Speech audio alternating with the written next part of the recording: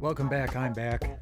And once again, just before going live, yeah, you came up here, so you gotta be on camera for a little bit.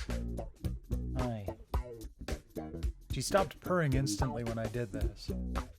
She doesn't really like being held up like this very much, but, you know, she was here.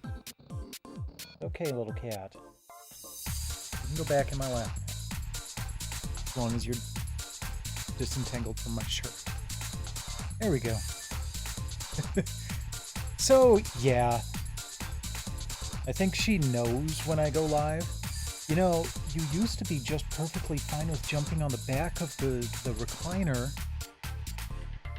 And that would probably work better for both of us.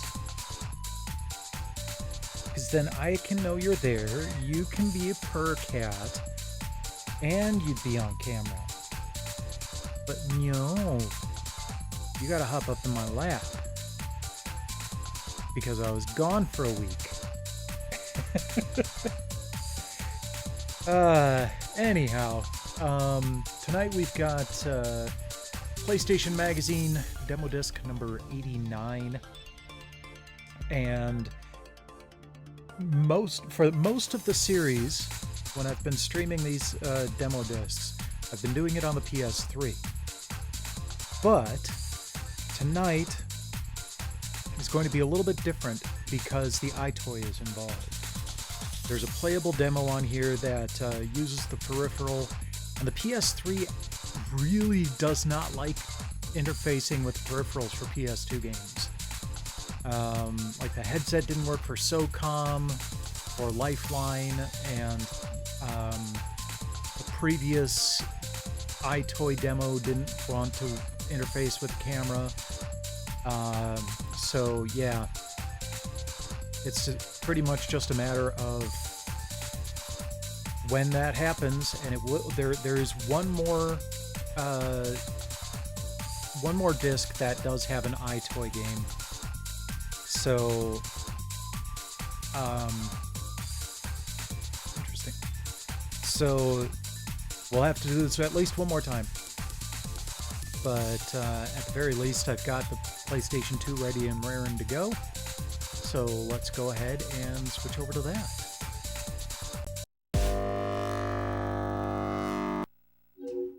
Oops, wrong button. There you see my hard drive installed. And that is a genuine PlayStation 2 hard drive from the Final Fantasy XI starter pack.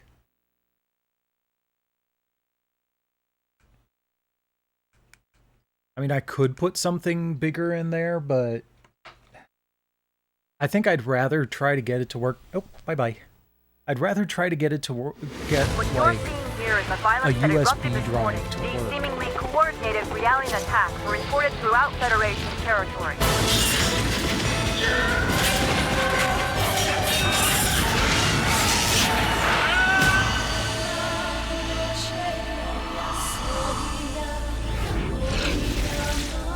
Oh, that music.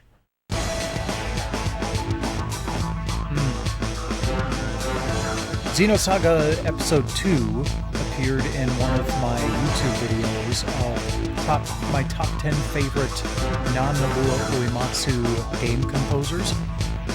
And one of them was Kumitanioka because of, or not Kumitanioka, I'm forgetting the name now. But they did the music for the Dot Hack animes and Xenosaga Episode 2. And so alright, we'll start with Inside the Game. And we get a fresh look at Beautiful Joe 2. I've never been any good at this series. It's a little too tough for me. Head to the Goku, baby! The wait is finally over. Beautiful Joe, the crazy retro-style action game to put the joy back in joystick and the roll back in side-scroll, is coming to the PlayStation 2. And not a moment too soon. Flavored. We just went, look, we want cool characters, we want cool enemies, and we want cool gameplay. This wasn't a game based on dollar signs. This was a game based on what do people like to play. Yeah, and then you made it so difficult that most people... The hugely successful title is built around a pretty straightforward but endlessly enticing storyline. Joe, a regular schmo, is at the movies with his girlfriend. Whoa, Sylvia! Cut it out! She gets sucked into the film, and he follows.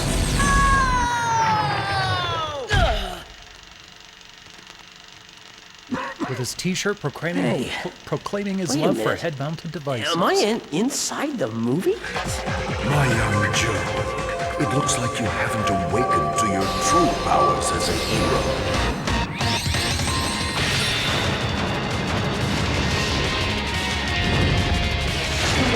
A regular Joe turned superhero off to rescue his girl. The storyline is classic, and so is the interface. It looks like an American comic. Cell shading and side-scrolling contribute to the feel you get in a comic book world. People want to play with the feeling that they are a classic hero character. The core of Beautiful Joe is old school platform side-scrolling, okay? But in order for us to accomplish that in this day and age, we needed to incorporate 3D elements, and we also needed to make it very deep. The game borrows heavily from the best of action movie cliches. A lot of people have grown up with Star Wars type of films and shows where like a typical teenager in high school living a normal life was actually a superhero in disguise. I love that Another he's one, of wearing course, the is HMV karate t-shirt. films, action films. For example, there's a move called replay, where just like in an old kung fu film, when somebody gets a really big hit or it's the last punch, it shows it from 3 angles, and you see the bam, bam, bam. One of the effects is slow.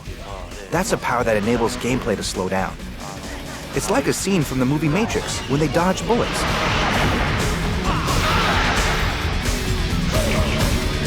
So for those of you that think Beautiful Joe might be too simplistic, think again. On the surface, when you look at Beautiful Joe, it might look like just a regular side-scrolling 2D action game, but we do utilize the modern-day hardware to make sure that the player gets a very in-depth experience. So when you utilize your super moves, it not only affects what's going on with you, it also affects the environment. The developers, Capcom, have added some unique features in porting the game to the PlayStation 2 platform. One of the biggest improvements is the addition of Dante. Dante is the main character from Devil May Cry, but his dad was like a demon from back in the day. So he decides to utilize his special powers to defeat evil in the world. When we first released Beautiful Joe, there's a character, the enemy character named Alistor, who has some tie-ins with Devil May Cry. Because of those crossovers, we figured, okay, what character would make sense putting him in Beautiful Joe, and what character would be fun to play? And we chose Dante. If you think that you know Beautiful Joe to the core, you should try the PlayStation version because the Dante character brings a whole new dynamic. He can utilize his talents from the original game, where he has a double jump, he has a sword that he can throw, and he has his 2 guns. That, in conjunction with slowdown and speed up, makes Dante a pretty tough customer and pretty fun to play. Nice. Forgot about that. And just when you're totally hooked on Beautiful Joe, they followed it up with a second round. Version 2 hit the ground running with lots of new features. In Beautiful Joe 1, Sylvia is the heroine, but she comes back as a playable character in Beautiful Joe 2.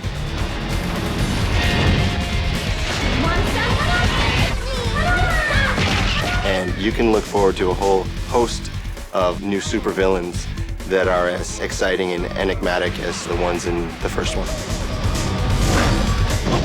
Beyond those necessarily pieces, call the it a designers of version 2 are being machine gun tight-lipped toting about all it will T-Rex have to offer, but they are willing to pass along some tips for improved play. You can play through the first level without learning how to dodge the enemy moves, but learn how to dodge the enemy moves. It shows you where they're going to attack, and then you dodge the other direction. And if you do that, the whole game dynamics change up, because once you dodge them, Then you can push slow, and when you punch them, they become projectiles, and everything changes. A whole new element to the game opens up. So a lot of thought has been put into that type of stuff, but also characters are likable, the enemies are funny, and I like that type of stuff. Like a good cartoon, but hip, on the level. Let's get it on! By the end of the game, there's no way that you can't be satisfied if you like playing video games.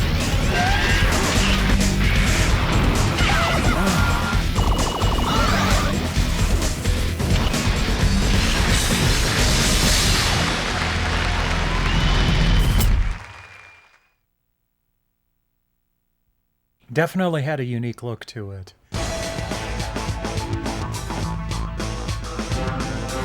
next up, take a look at Area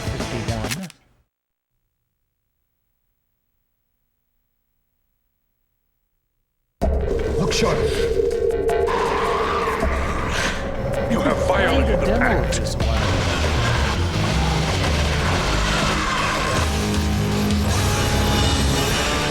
Hidden in the mysterious region of Area 51 in the Nevada desert lies a covert military base where the U.S. government's deepest secrets are buried. Now, something's gone wrong. A viral outbreak quarantines the facility, trapping scientific and military personnel with an even greater menace wreaking havoc inside. It's basically the story of Ethan Cole, who's a scientist. He's a hazmat specialist for the U.S. Army that gets sent into Area 51 after a virus is breaking out. You are the medical specialist trying to figure out what this experiment was and what went wrong. You and your hazmat team come into this area and all hell is breaking loose. You realize you're there for more than your initial purpose. You are the everyday man that suddenly is becoming the action hero. Open the door.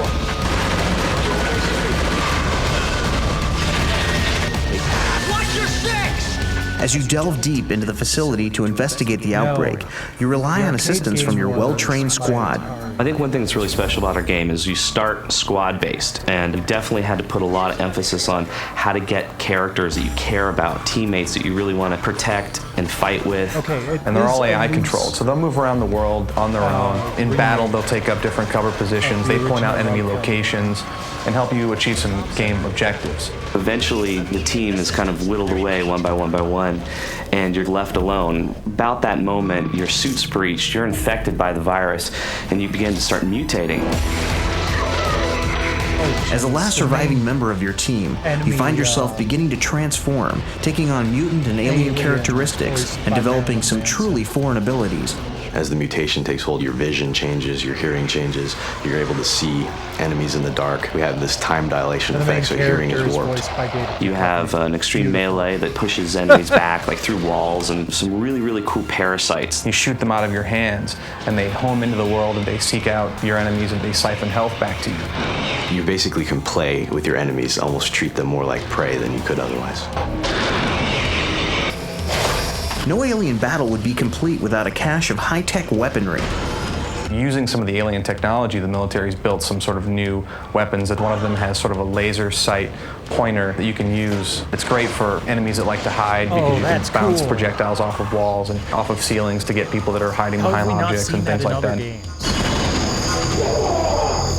One of the most exciting things about Area 51 is the celebrity voice talent. Gamers will be sure to recognize the familiar sounding voices behind Ethan Cole, his alien buddy Edgar, and others. We've got some great VO talent. We've got Powers Booth. And then of course we've got David Duchovny, which we're really excited about, as the main player character Ethan Cole. By day 3, I wanted to punch him in the face. By day 7, I did. So eventually the player encounters a green animated corpse. This is an alien using telekinesis to remotely maneuver this corpse and talk through him to you. And his name's Edgar. He's not necessarily a friendly gray alien, but he has his own agenda, which kind of dovetails with yours. Edgar is voiced by Marilyn Manson, and we actually have a scene where your player, Ethan Cole, voiced by David Duchovny, gets to talk to Marilyn Manson. So I couldn't think of a better experience of video game than like David Duchovny talking to Marilyn Manson. It's just awesome. Are you comfortable descending into the hell of another man's creation?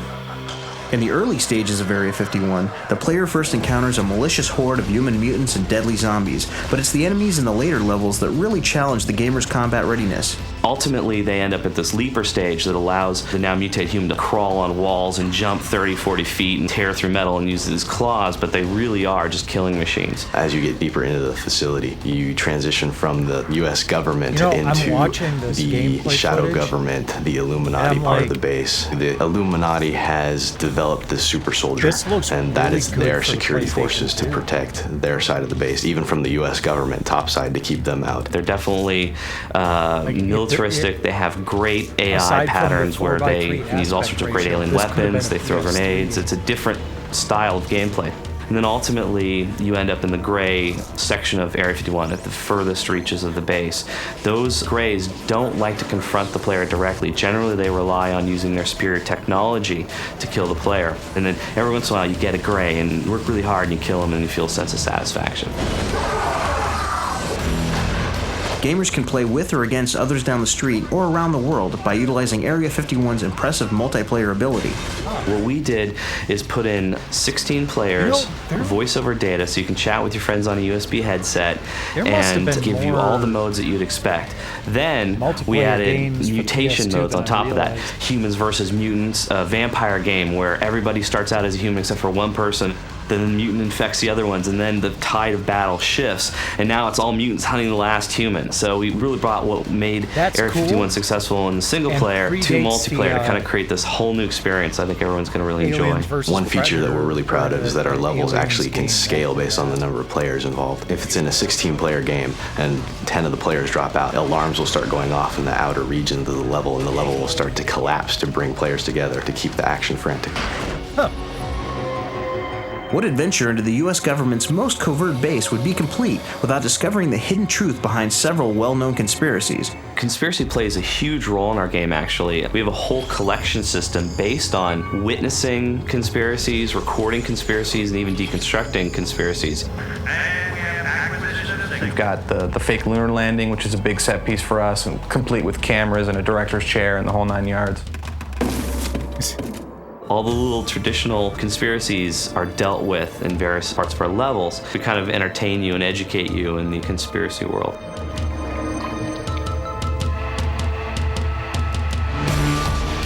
Spending this much time working on the game made us wonder, do these guys actually believe that UFOs exist? Do I believe in aliens? Yes. I've had some weird experiences in Nevada on a lonely road, and definitely believe in UFOs and aliens. Do I believe in UFOs? You know, I think I kind of fall in the middle. I think there are definitely some things going on that we're not aware of. Without a doubt, I believe in UFOs. I've seen things that can't be explained. There's just too much out there that we don't know. I definitely believe in them.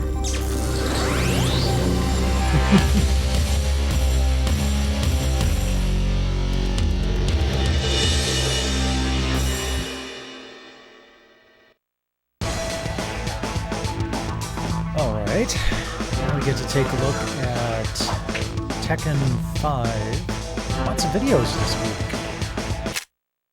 Like, there are a lot of videos in the playground, too.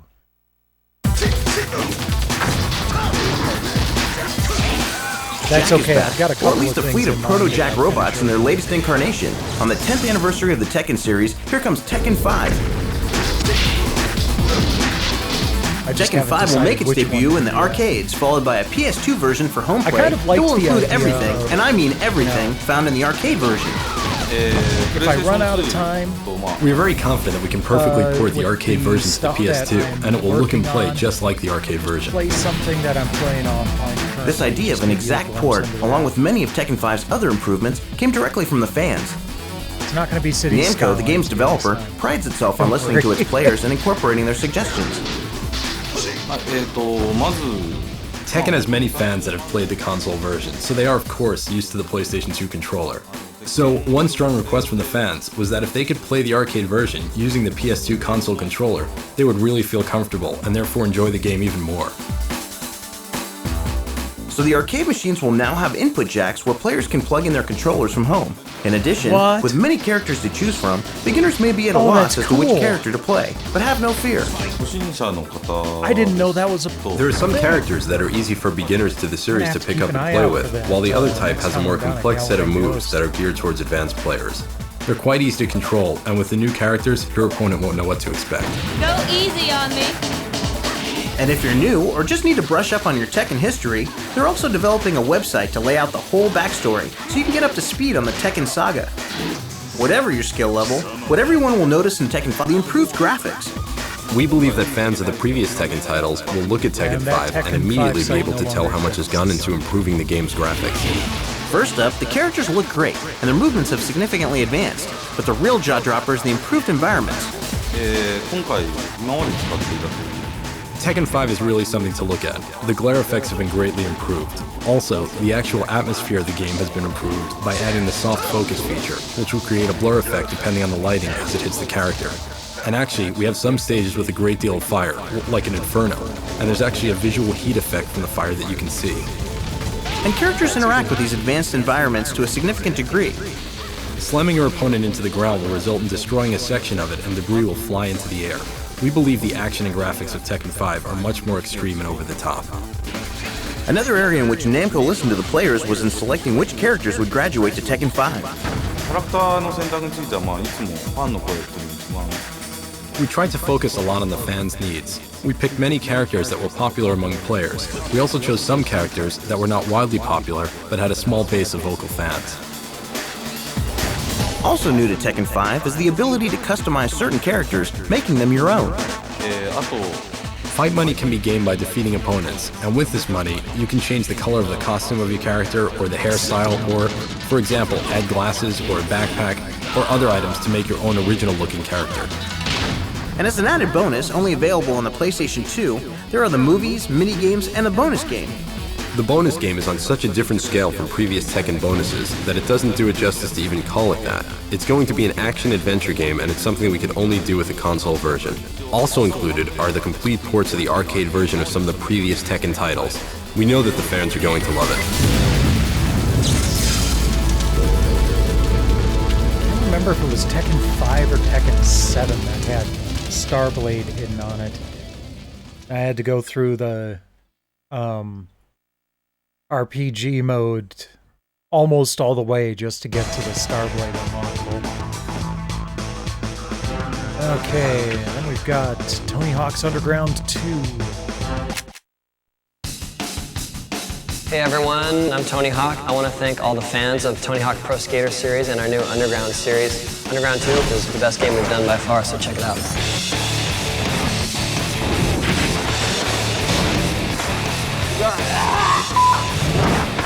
There's plenty to check out in the latest version of the wildly popular skateboarding series from Neversoft and Activision.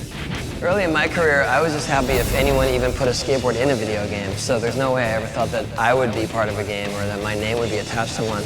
I knew there was always more potential for it, I just didn't know, I didn't know where it was going to come from. Tony Hawk's Underground 2 combines all the best from the previous games with unprecedented ability to customize and create.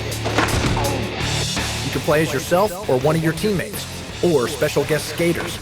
Over 20 playable characters in all. We've got a lot of new characters. We've got obviously new tricks, but beyond that, we've got a tagging mode where you can create your own graffiti tag and spray it during combos. Hey, Pasa! Welcome to Spain! In the brand new story mode, you join up with Team Hawk and take off gallivanting around the globe, taking on the team run by none other than the infamous skater and prankster, Bam Margera. I never thought I would be a part of a highly successful video game franchise, and I'm thankful to be in it. The World Destruction Tour has you thrashing through 8 different regions. Drop in with Ben Franklin in Boston. Break off some ill stuffing in Berlin. Bust out in Barcelona and grind the longest bench in the world. Or raise some hell down under when you hit the beach in Bondi. Look out for that koala. There's all kinds of wacky vehicles to ride while the hijinks and hilarity unfold as you rampage around the world.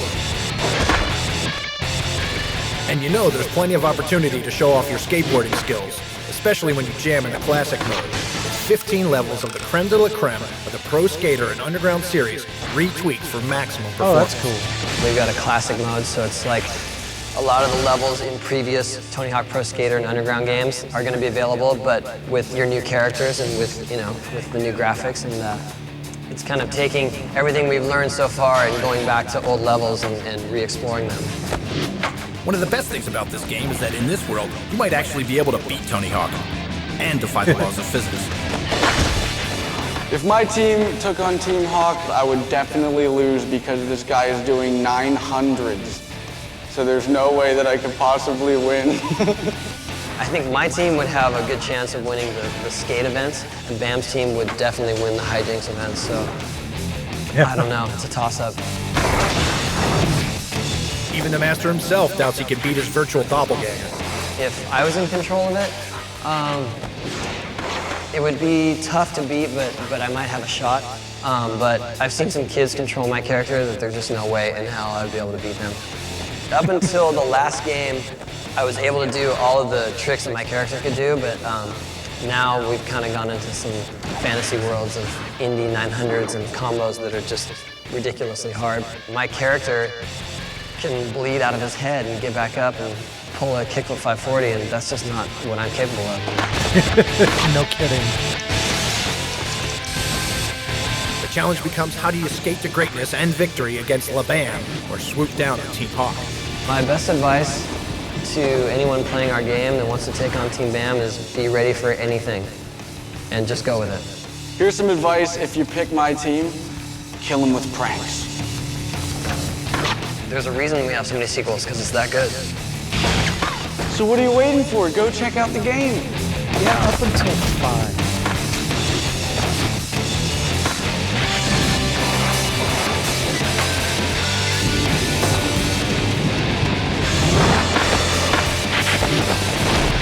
It would definitely be interesting if they made a new Tony Hawk game that, built on the original 1, 2, and 3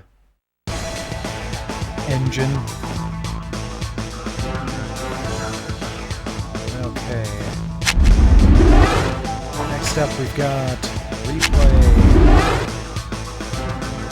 Asterix and Obelix kick buttocks.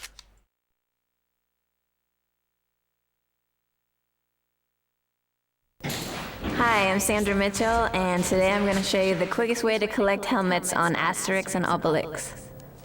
Okay, from the starting point in Normandy, you just want to run I think I down put the it hill on my to the wish cave. list after the demo.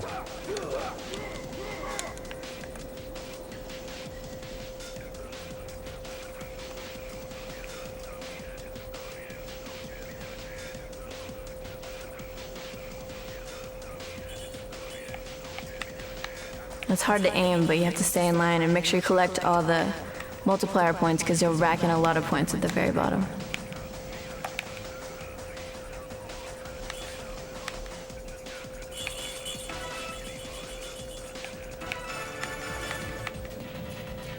Now, if you're good and you aimed well, you could get your multiplier up to around 30 points, which really counts for a lot when you get these golden helmets for 10 points at the bottom.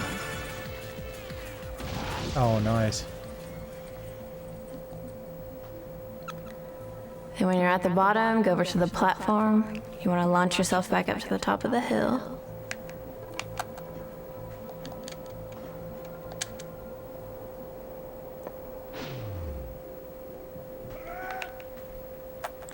Run back through the cave and up to the save point.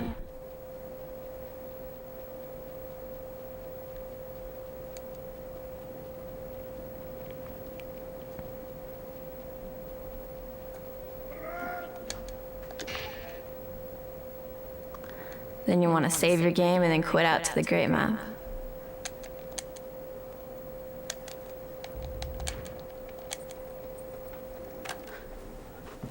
Now when you quit out to the great map, you can keep going to this level over and over again. And you can earn an average of about 10,000 points each time you go in, which helps you unlock all the unlockables throughout this game. Have fun. Very cool. Okay, next up, Hot Shots Golf 4.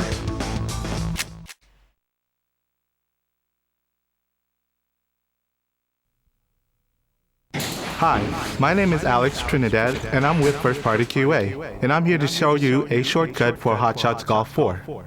On Daydream, hole number 2, I will be hitting the golf ball using a hydro-crew shot into the second volcano. That's impressive. With this shot, the golf ball will travel down the secret corridor and emerge out onto the green. Oh, neat. It's almost mini golf-ish.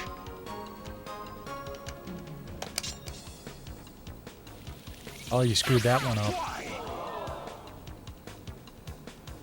Oh, it's still going straight, though. Boop. Oh, that's so cool! It is important to get this shot on the first try. Repeated misses can turn this daydream into a nightmare. Have fun and good luck. He looks like that was his first time on camera. He'll get used to it. Okay, so we've got a memory card download for Mega Man Anniversary Collection with all secrets unlocked. And that's it. We're going to skip the playground for now and go on to extras. Oh, gamer profile of Saul Villegas. There's a familiar face.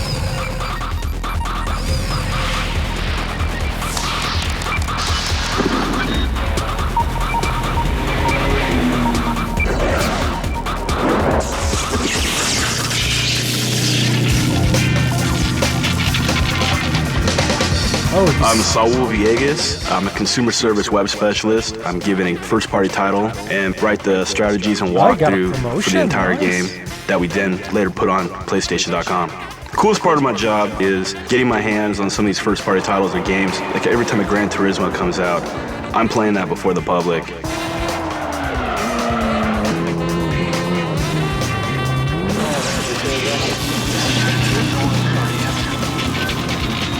We were just checking out the underground demos at work, and we had like a marketing group just kind of telling us about like the underground demo discs, like with the content inside them and all that. And I remember one issue, there was cool moves, and people were asking about that, like, hey, we talk to customers all the time.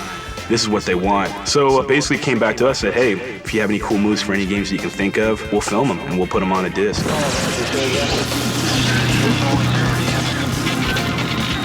One time I was playing SSX and I came up with a cool move. It was on one of the tracks. It was like a shortcut, but I was nervous when I got there because it was one of my first cool moves to ever do, and I started stuttering a lot, getting just even more nervous because I was realizing a lot of people were watching me in the room, like the camera crew and stuff, and it just got to the point when like, the camera crew just wanted to wring my neck.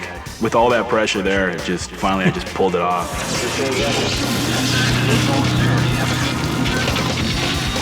I just play a lot of games, and I always keep in the back of my head, like, if anything arises in this game that I think is cool or difficult to do, that will stick in my head, and I'll, like, make a save at that point in the game, and, you know, maybe later on, when I'm asked if I want to do another cool move, I'll go back to that game and see if I can replicate it, and kind of, you know, make the judgment call. Is this really a cool move, or is this something that just anybody can do, and it's not that difficult at all?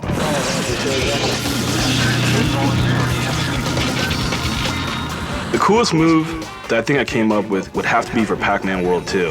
There's a level called like Bedoing Woods, and it took you to a platform that had 5 or 6 free lives. And the whole trick is you would collect all those, you would jump off that platform and you would lose a life. It would take you right back to right before you traverse that whole path. You could just keep doing that over and over again, just collecting those free lives. I remember that.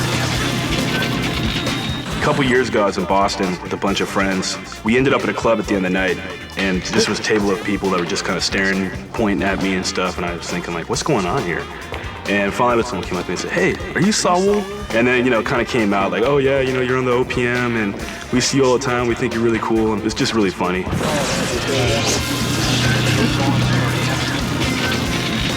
Someone sent me a link to this message board with all these people commenting on me. And there was some stuff that was pretty funny, like it was a lot of positive stuff, and it was very flattering. You know, there were some critics out there, but I just take it, you know, all in stride. I thought it was funny.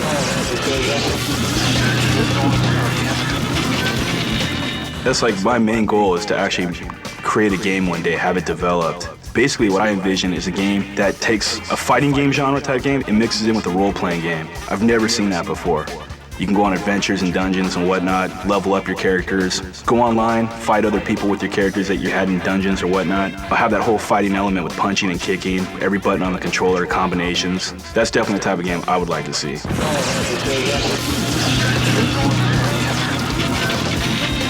Basically, what I would say to the public or people that watch the cool moves is if you don't like the cool moves or you think I could do a better one, submit one in, right into the underground. Tell them about your cool move. You might be surprised they might actually put it in there. I know they've done that in the past.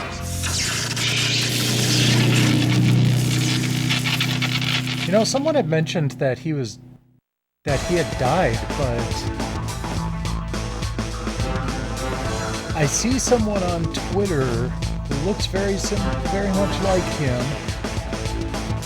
That most recently retweeted something 4 days ago. I'll have to see if that's him. Because, yeah, Sony and EA alumni.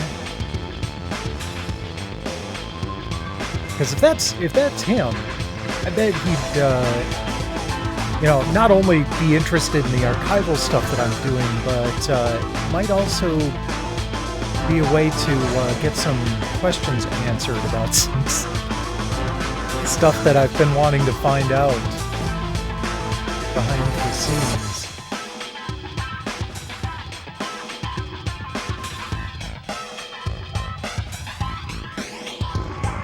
Maybe I'll use that video to bridge the gap and go, hey, are you that Saul?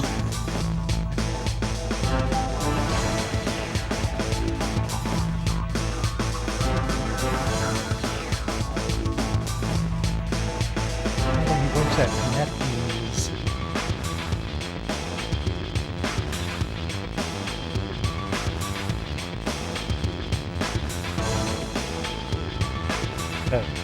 North American side of NetEase.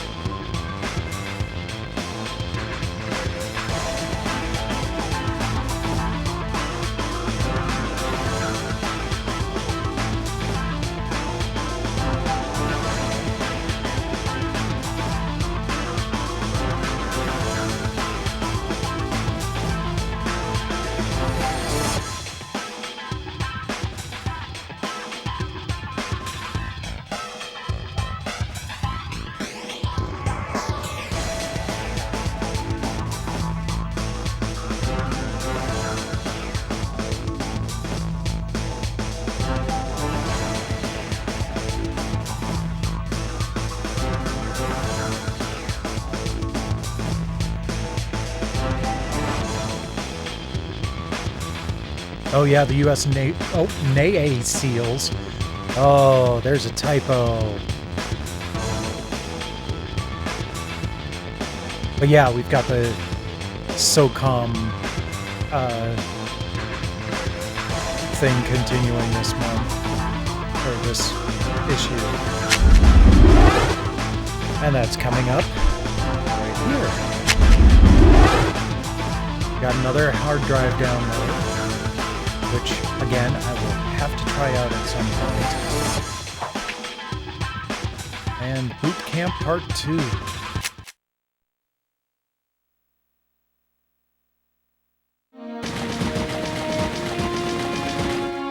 guys understand what's actually going to happen, right? Not at all. And yes, sign But yeah, up. those hard drive downloads, those are going to have to be in the same vein as all of the memory card downloads. I'll be doing those on the website.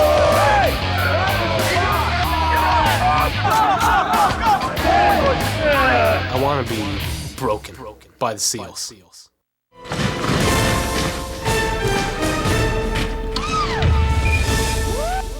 Go! So your body's exhausted and your mind's fatigued. For the SEALs, that means go time! We got to the hill run, we were all so tired. It was rough. It was really rough. 4 simple stations stand between you and the summit. But if your brain ain't working as hard as your legs, you might as well turn right back around and head for the bottom. You know, in the Vietnam conflict, there were 3 this is obviously Navy looking rough for SEALs them. who received the Congressional Medal of Honor. The fact that Can you give me that one of their people names? do this stuff. The answers are on the videotape. Yeah. Get out of here. It's mind-boggling. We'll be right back. I think we ran about twice as much as anyone else because we didn't pass the questions. I'll tell you what, watch the video. You guys head back down and get out of my face. Let's go. Right up here, station 1, right here. Right here. This ain't your mama's backyard, sweethearts. It's called the Kim's game. Battery, 2 pennies. And there's a lot of stuff to keep in memory at once. There's 9 of them. You guys get together, take about 10 seconds, decide who your spokesman's gonna be. Dump all your information into that guy, and that guy alone will tell me what he saw. Plastic Easter egg, 27 cents. Time's up. Continue. Go. Vacuum attachment, plastic egg, little round thing for the flashlight, red. That's it. So I remember. Go back, look at it again. Oh no. Welcome back, gentlemen. I guess you want to see the item. And they made us run up the hill about 4 or 5, 6 times. They kept making us miss questions, even when we got them right. We said red cap, and he's like, he goes, no, it's not red cap. I'm like, what is it? You guys know what you missed? No, we didn't miss anything. Okay, go. Yeah, that's what they were calling me names, and they had one for every guy out there and everything. It was kind of funny.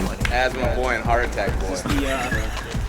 The dream team? Yeah. All we need is like a 5-year-old to pass them more. We don't need to be the fastest, we just gotta be the smart. It's like the tortoise and the hare. Let's go, cardiac man. We're slow as hell, but we're moving. You better hope you get this question right. He's Lipitor. He's book and plumber. Hiram, get up here. Who's the current Secretary of Defense? Time starts down. Wrong, the Honorable Don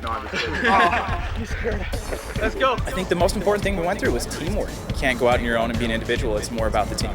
Silence. Are you answering for your team? Hold on. Suppression device. Okay. Suppression device? That's close enough that I'll give you a chance. It just means suppressed. Suppressed. That's all it means. That's pretty good. No, that's not really that close. Rock, paper, scissors. Who wants to play good? Winner takes all. Ready? Rock, paper, scissors. See. Oh no.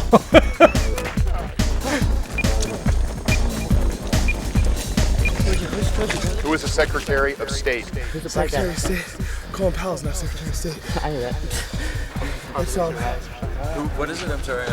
Secretary of State. Well, that's actually the National Security Advisor to the President. Sweet. And when you guys said, it's not Colin Powell, I know that. It is Colin Powell.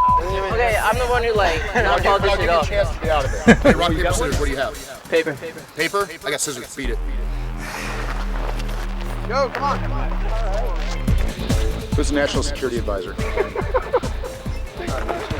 That's close enough. Okay. Yeah. Oh, come on, let's play telepathic rock, paper, scissors. Laugh it up, jokers. We'll see how amusing you think this is when you get sent to the POW camp. It's time to get down to the real business of the SEALs, stealth and concealment. And while these recruits seem about as stealthy as a Sherman tank in church, we're gonna try to teach them how to keep their heads up and their butts down to avoid getting shot. Or worse, getting drive captured. a lot of Sherman tanks through churches? I am looking for unstealthy Americans. How stealthy is that? That's not very stealthy. Making this 800-meter sniper crawl was pretty brutal. On my knees, my elbows, my chin. That was really tough. We can see these guys, we know, but you give them the opportunity to at least try to practice some skills, and if they look like they're trying to be somewhat tactical, no big deal. When you blatantly just disregarding any tactical mannerisms at all, you end up at the POW camp. B-U-S-D. Bust it. You are going to the POW camp. I'd have to say it was pretty comical getting caught in the stealth and concealment exercise and being thrown in the POW camp. Get on your bellies, little pigs. This is the blue team that was sold out. 1, 2, 3, 7. 1, 2, 3. Hey, how many more Americans are out there? There are 11 more Americans out there. 11 more. You are traveling with 11 more Americans. You need to make up your mind. Legs at a 90-degree angle. 90-degree angle. While the first squad of recruits went missing in action, the SEALs sent a second group to try their luck in different terrain.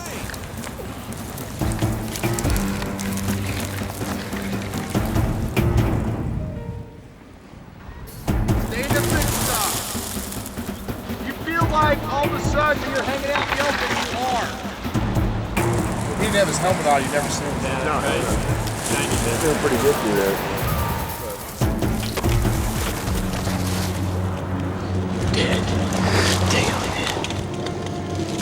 Been following you guys for a while.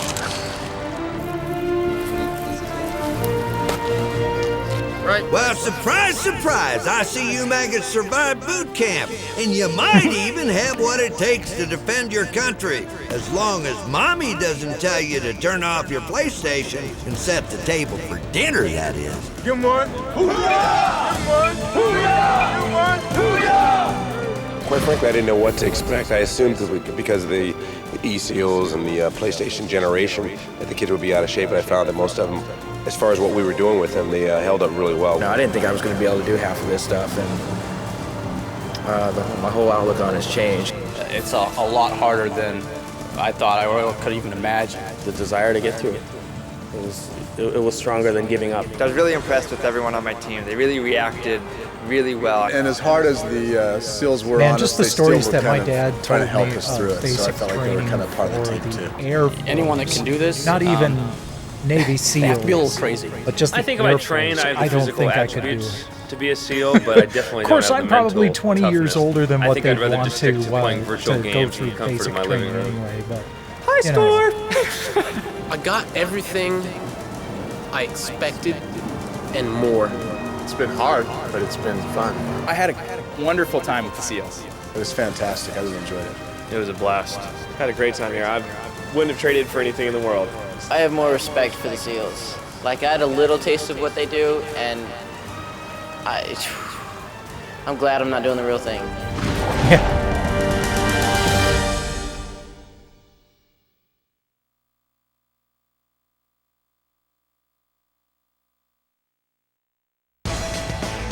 All right. So I think that is everything. Yep, that's everything. So now we get to go into the playground.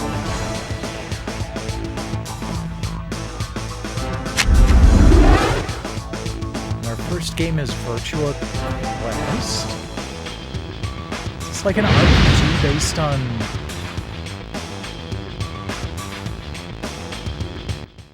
the Virtua Fighter series.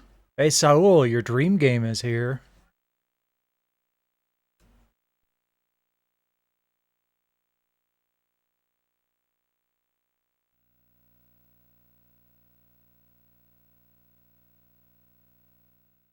Oh, this microphone is doing the Lord's work right now. People noisy out in the hallway and it's not kept picking them up.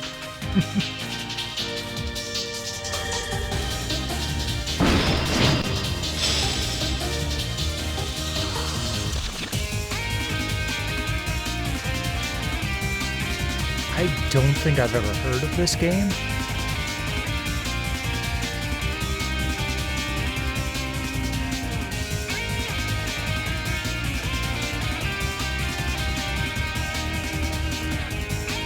Yep, those are characters from Virtua Fighter.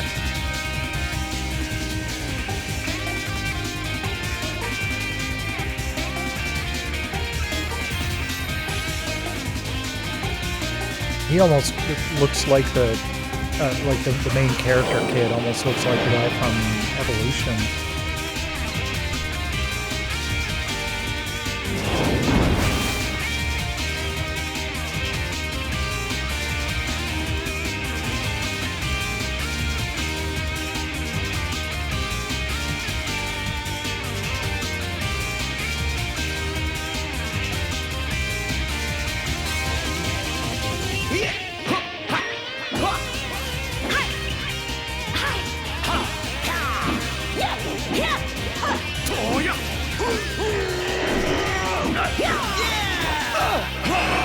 I'm the only one who can. I'm the only one who can use Virtua Souls.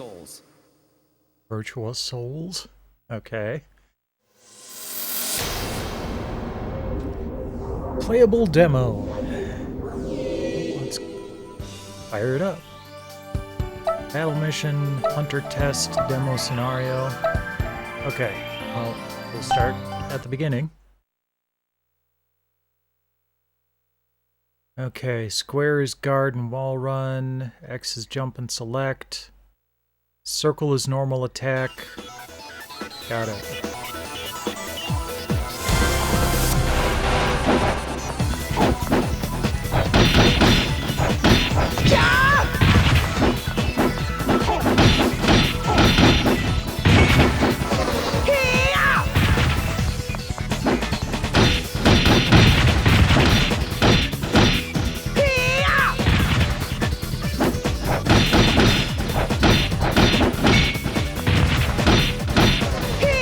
12 enemies left? Jeez. Soul finish.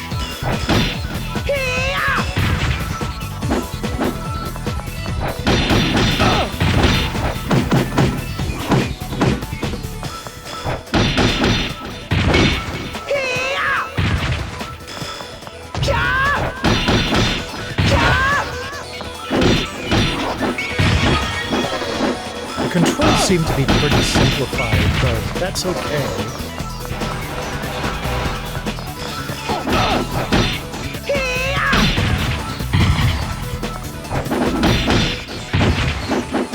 It's handy that throwing an enemy into other enemies will do damage.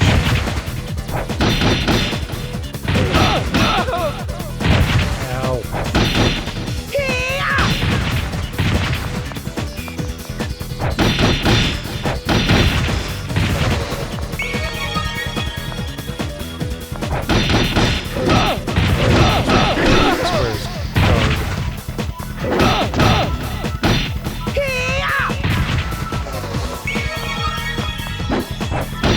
Take the health.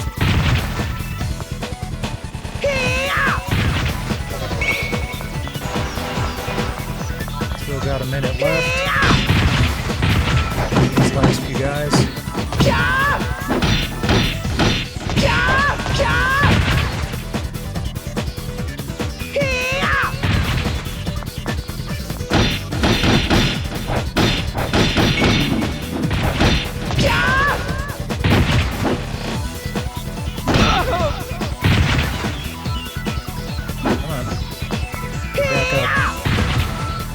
Got about 40 seconds left.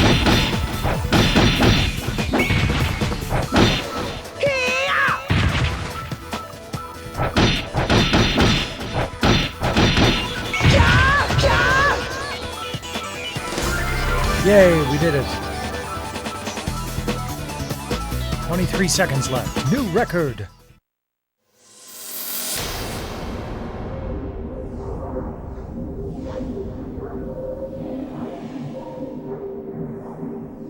Coming January 2005.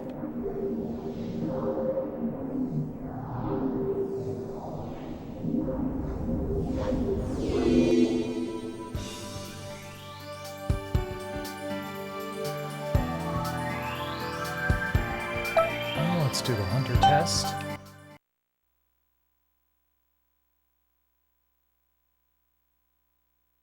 If you can pass the hunter's test, I'll award you your the beginner's test, I'll award you your hunter's license. Once you have your hunter's license, you'll be officially recognized as a treasure hunter. Give it your best shot.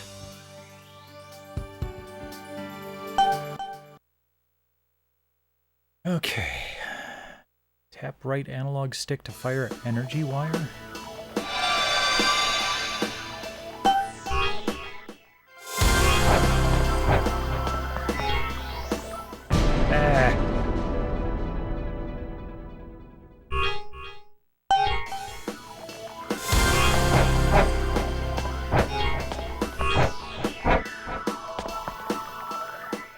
Dang it.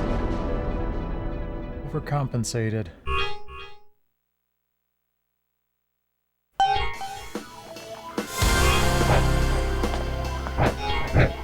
Wonder if I can... Oh, dang it. Can I move the camera in this?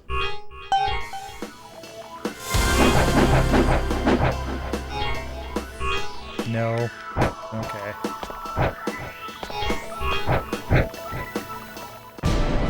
And I can't grab onto the ledge. Okay.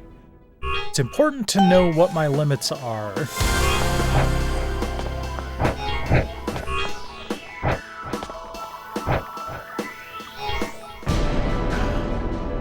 Okay, not being able to rotate the camera is proving to be a problem.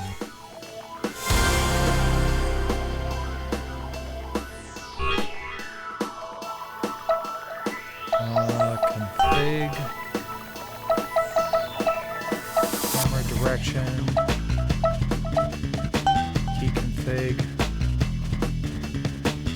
L1 is camera reset. Okay.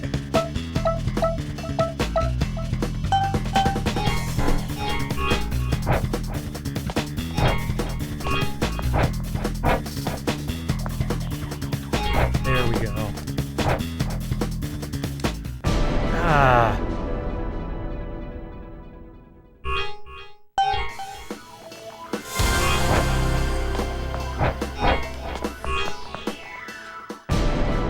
Dang it. Hey there, Infamous. You hate the flavors of games tonight? What do you mean by that?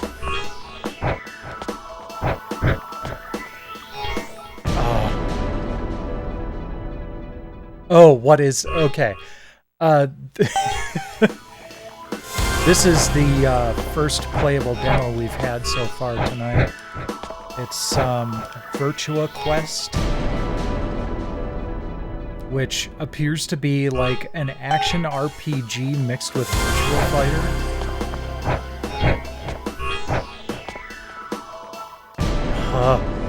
But there's really, like, the only camera control you can have is to reset the camera behind you.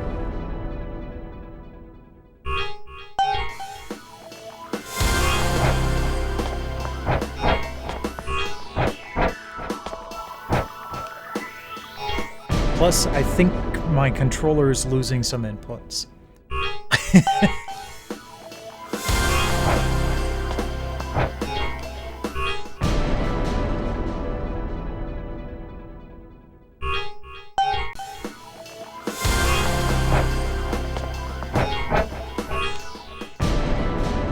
Yeah, I'm gonna swap out the controller. Give me a few seconds here.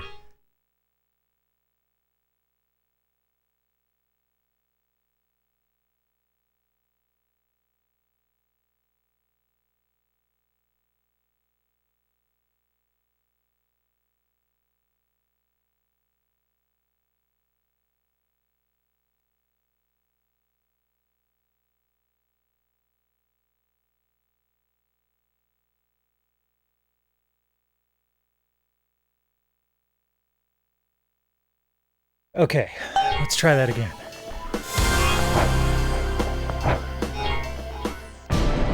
No, it's just jank.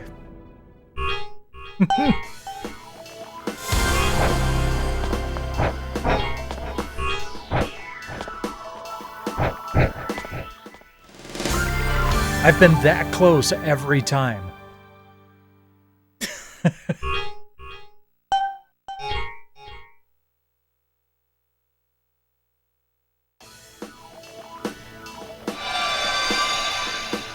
Oh, you can hang?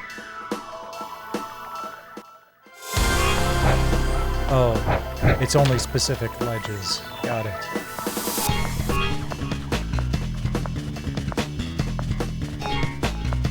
Yep, working on it.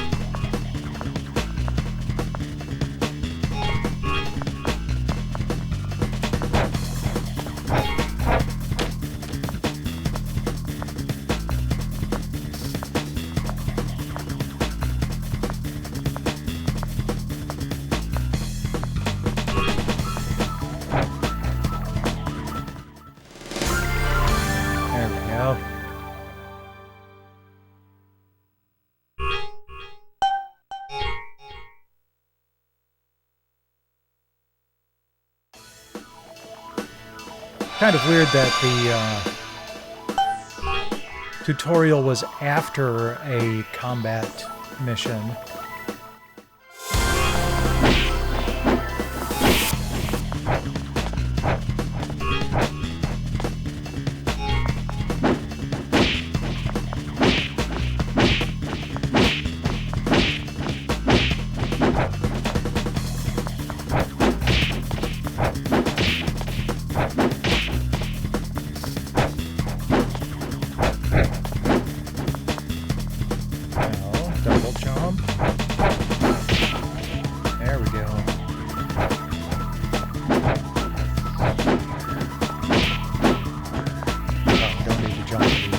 There we go.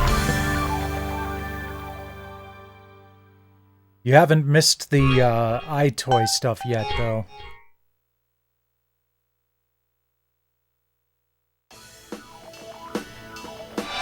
Wall run.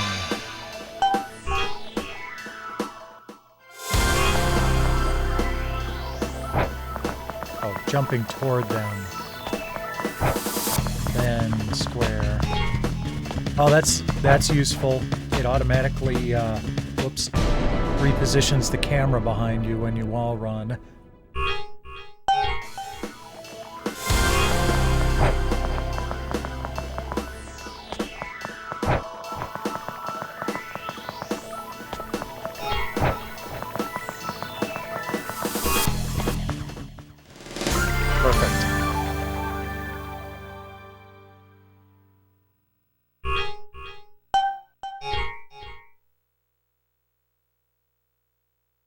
I had never even heard of it.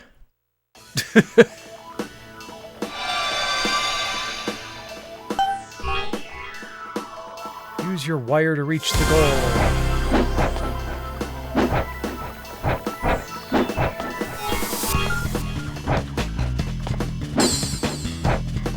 Ah, there we go. Okay.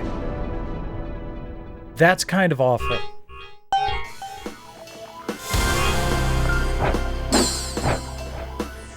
Unless, okay, so you don't have to keep the analog stick pressed while you're hanging. So that's at least something. Come on.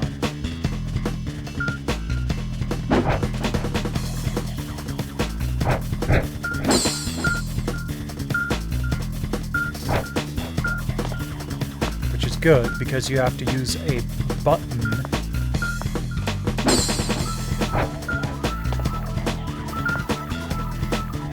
to disengage.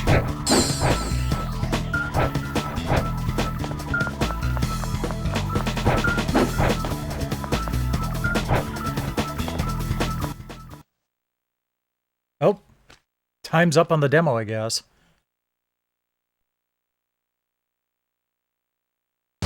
I think I'm going to go back in there, and there was one more section of the demo. Yeah, I mean, that's the thing, is there are very few games that I haven't even heard of. You know, there are plenty of games I've never played, but it's pretty rare when I run into a game that I've never even heard of.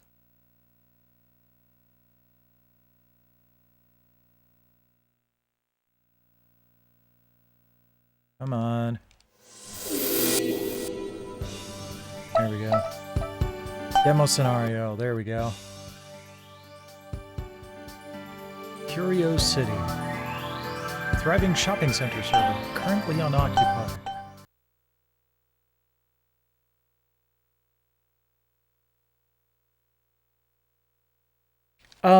Oddly enough, there's not a lot of playables. This disc seems to go pretty heavy on the videos. You've come to this bar to find a virtuous soul. Defeat all enemies you encounter. A digital wall will block your path until you defeat all enemies in an area.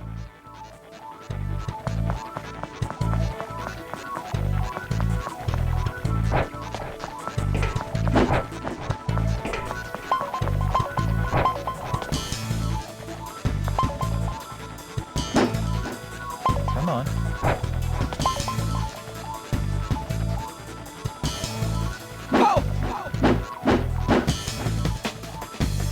Let me in. There we go.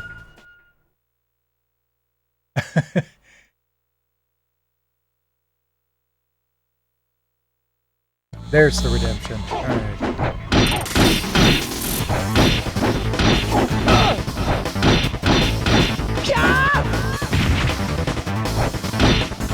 I'll definitely go get her.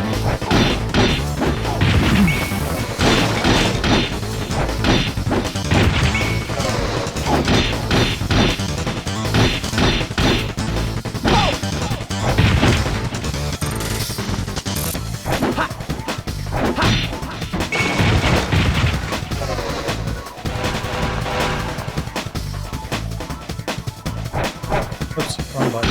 Down.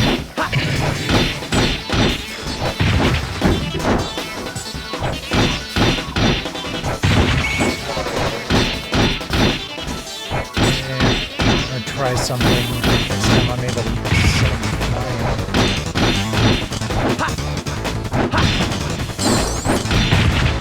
Haha, sweet, that worked. I used the right analog hook to continue the combo. That was pretty awesome.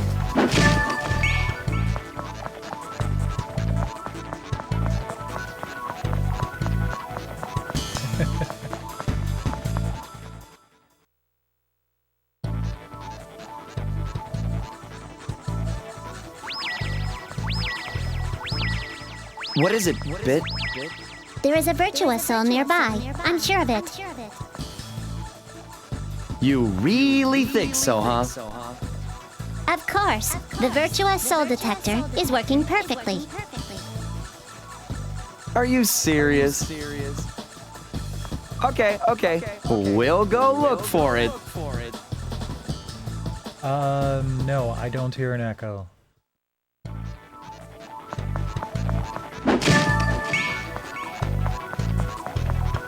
But if you are, it could indicate that I've got the TV a little too loud, so let This me turn is a that down virtuous little soul. bit.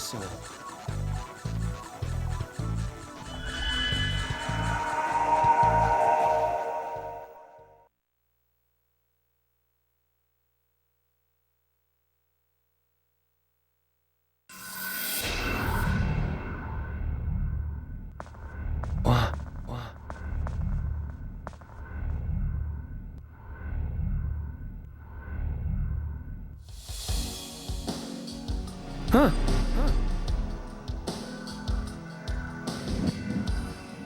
Are you the one who seeks power?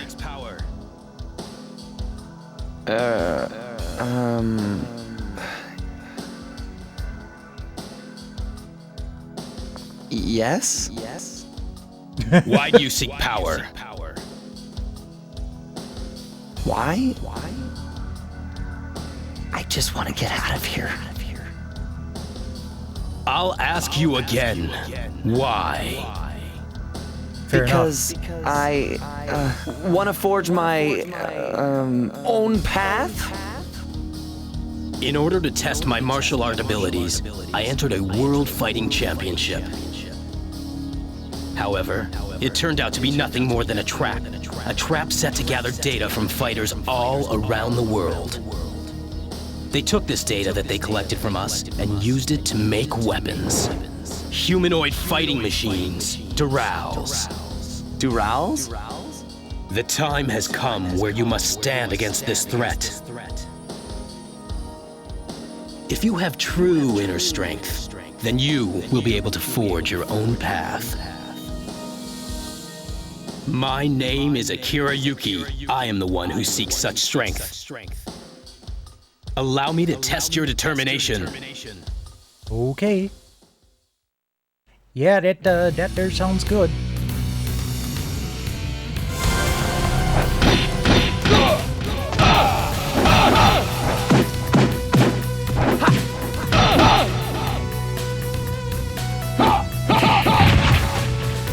Ooh.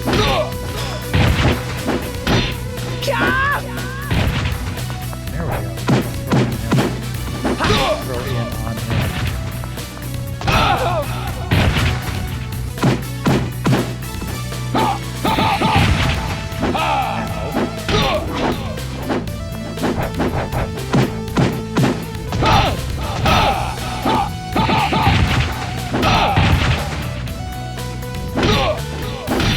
Yeah, this is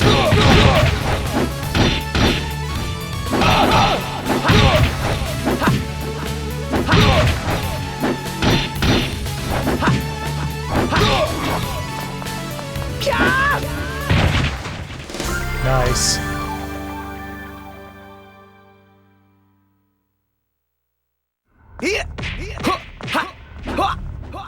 Very well. Yeah, normally Now I I can shall see teach you it the true if strength the, of if Hakyoku the sound Ken. is coming over the microphone, because it'll show up on the microphone audio.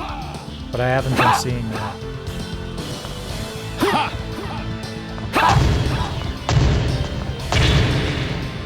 This is Moko Kohazan. Your fist shall be the power that allows you to forge your own path. Nothing else that should be making the sound duplicate.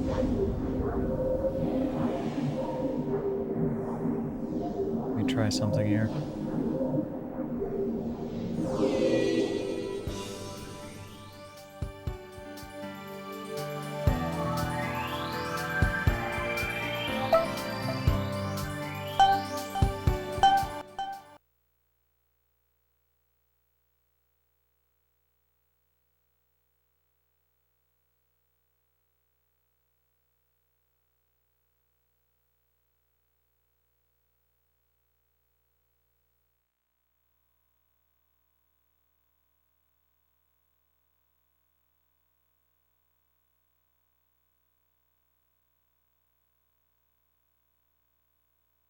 Okay, I just looked at one of the recordings from earlier, and yeah, I'm hearing an echo. I have no idea what's causing that.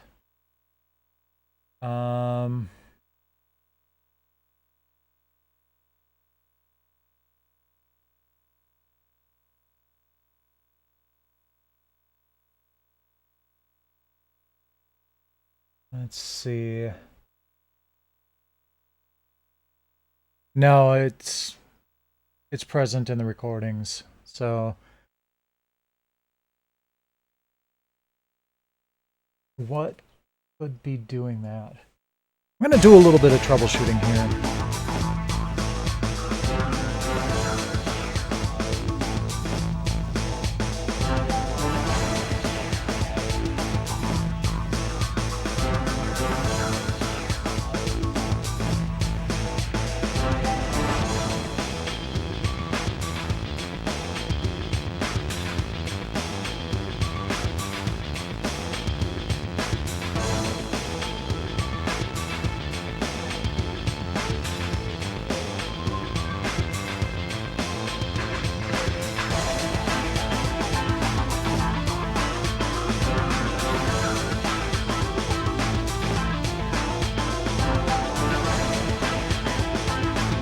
Okay, that's weird. It actually starts partway through the video.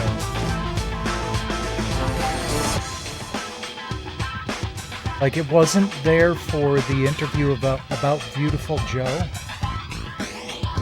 but it's there when the cool moves start.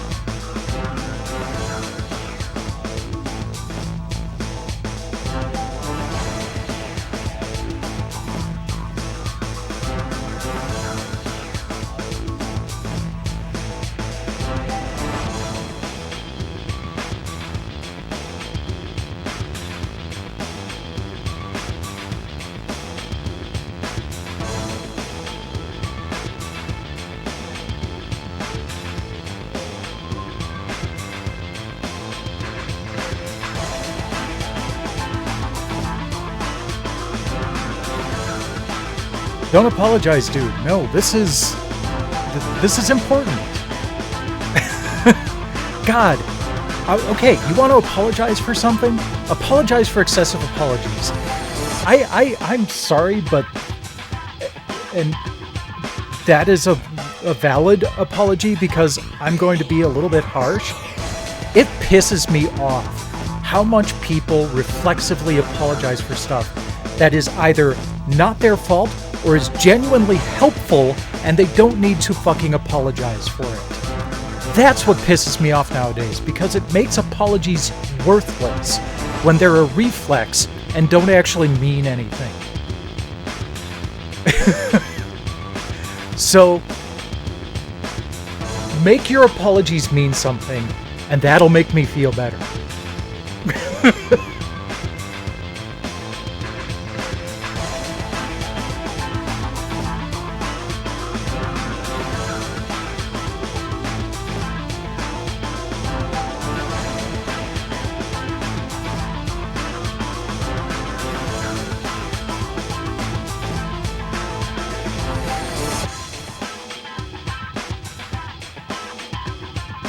Okay, so yeah, I know, and a lot of the people that I know that do it because they've had some sort of abuse in their past, and that sucks.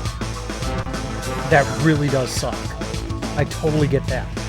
But then not many people will come back and say, hey, look, you don't need to do that everywhere. And I know that that's a big, that, people are easily offended nowadays too, but that's not your fault. And if someone's easily offended, that's their problem. Make it mean something. So, I am hearing a little bit on the desktop audio coming through also. But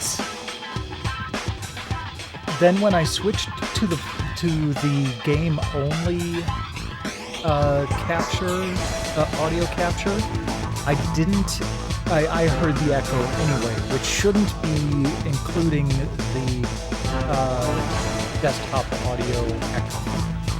So let me take a look at something here.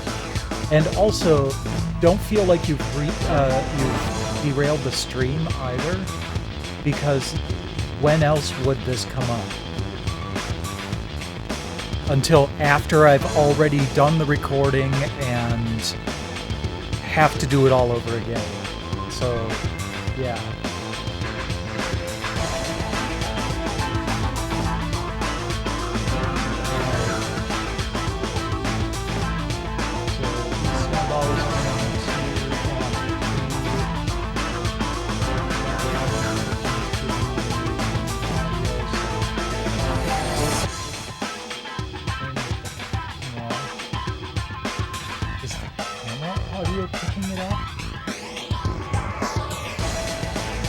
That would be weird.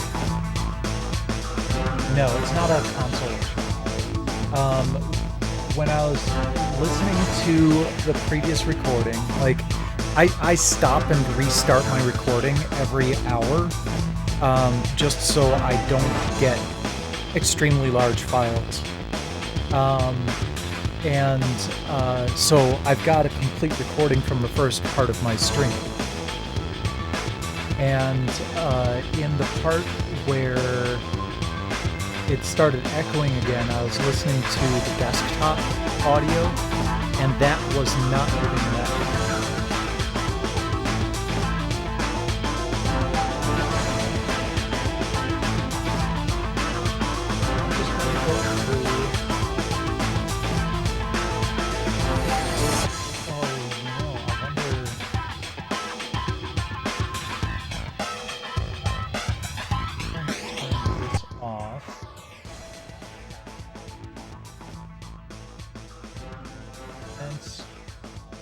On 1 and 4.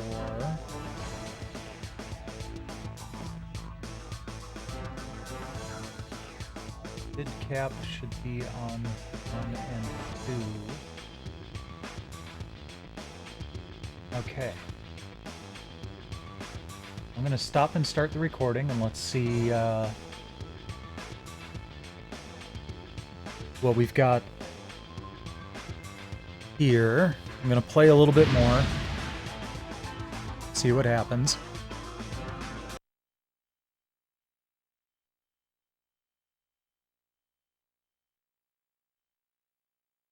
Yeah. And to me, I vastly prefer doing it this way, even if I'm streaming PC stuff, because then I only have one setup that I have to worry about: HDMI input.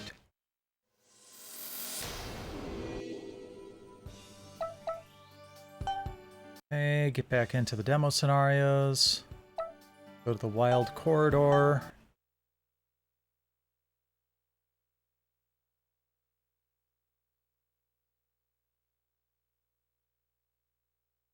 At least the controls, like the combat, is relatively simplified.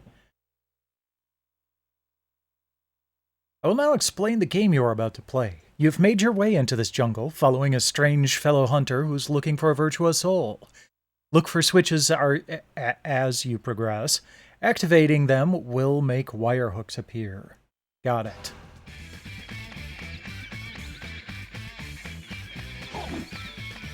What?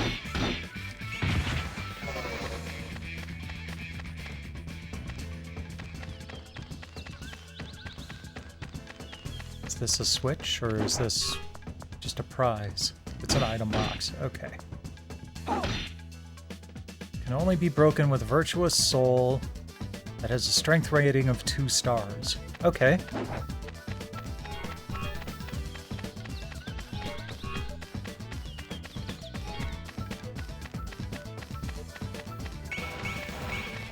Brave food.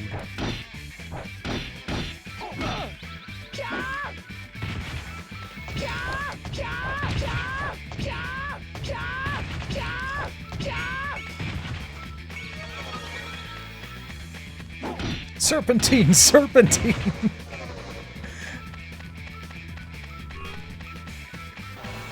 Digital wall can be opened with repair program A. That's probably what's in that box over there, but I can't open it yet.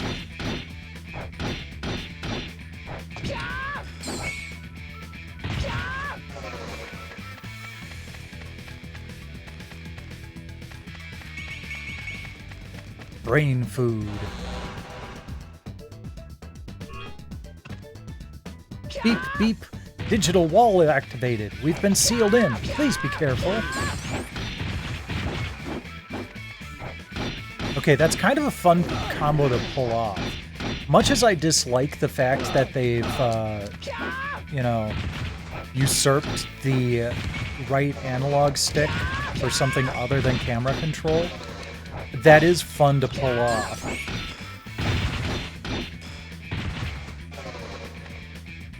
I might be able to hear it even without dialogue, just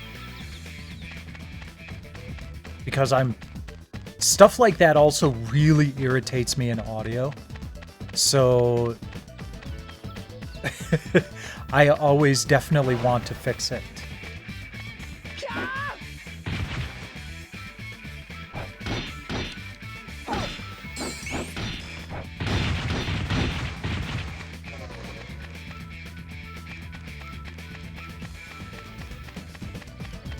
Okay.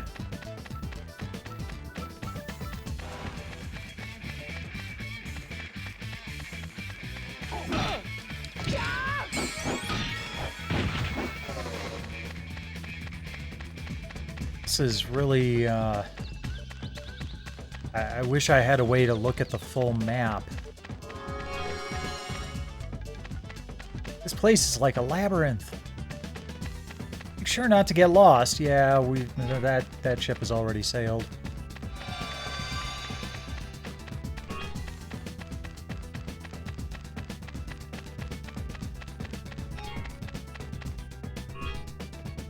See a map from here? No.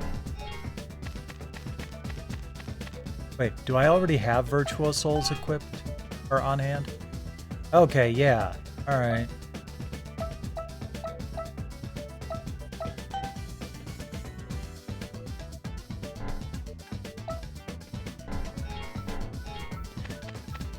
It didn't tell me what strength level they were at, though.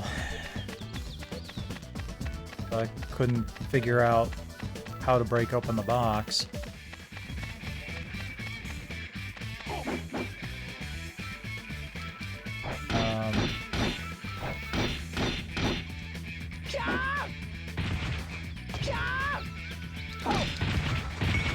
There we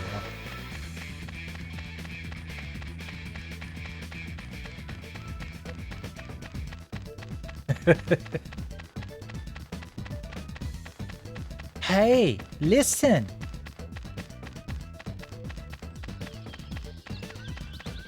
Can't remember who it was, but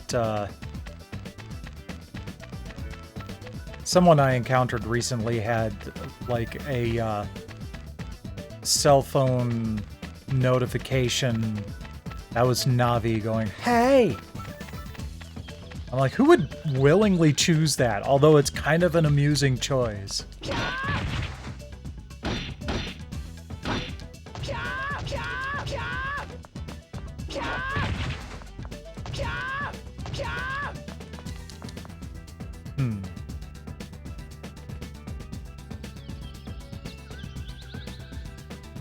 Let's see here. Config. Key config. Okay, R1 is synapse break, whatever that is.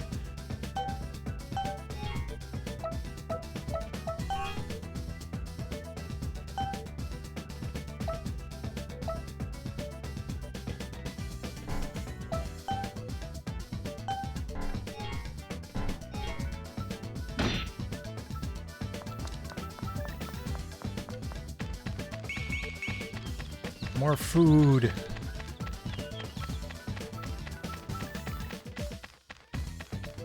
Okay, I'm going to hit the select button, ostensibly to see if that brings up a map. And if it happens to... Oh, wait, this is a different area. I was going to say, and if it happens to dump me out of the demo, I won't be too terribly upset. But I think this is another part of the map. Nope, no it's not. Alright. Nope. Wait, that's right. The select button doesn't work on this controller. Oh, I forgot about that.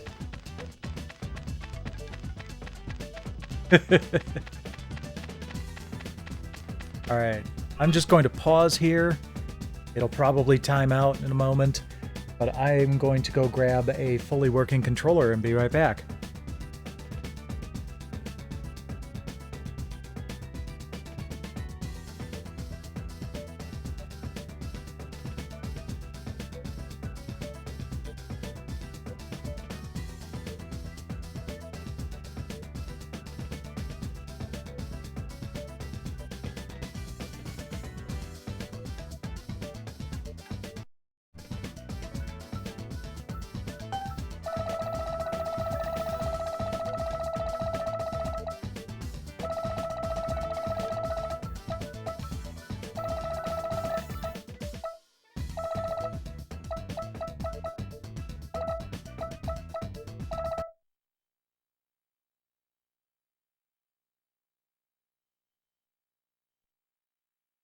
I hope that was just an initial calibration issue.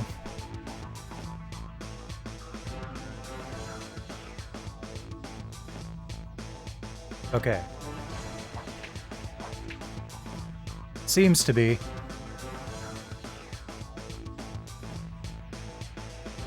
Although the D-pad doesn't seem to be responding. Damn it. Alright, I'll go get Terry here. Give me a moment.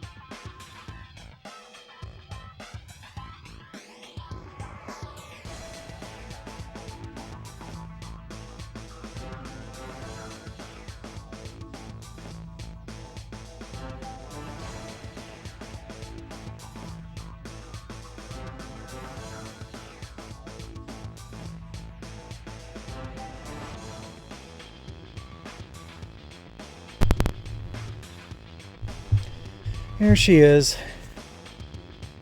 She was napping on a shelf in the dining area. But there's all the fluffiness. Yeah, oh, look at that. Grabbing my arm.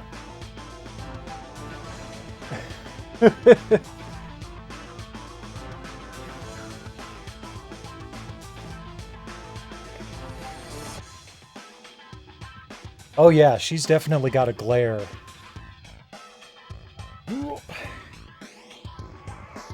Oh, not gonna stick around? Okay.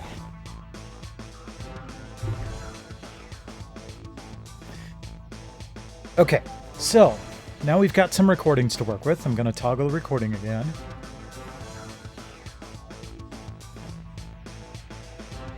And let's see if that improved anything.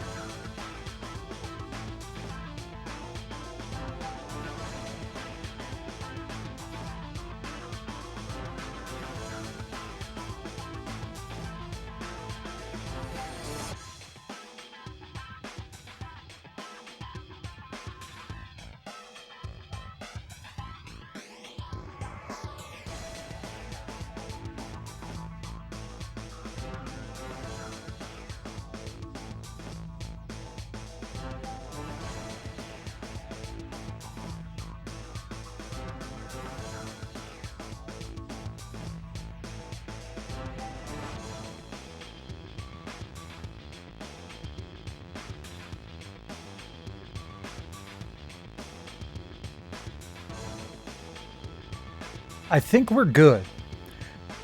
But I'm going to go to a video here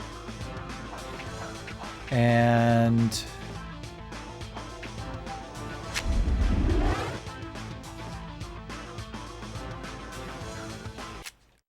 let's see if we get the echo in here.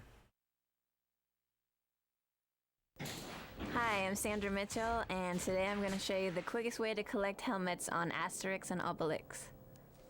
Okay, from the starting point at Normandy, you just want to run down the hill to the cave.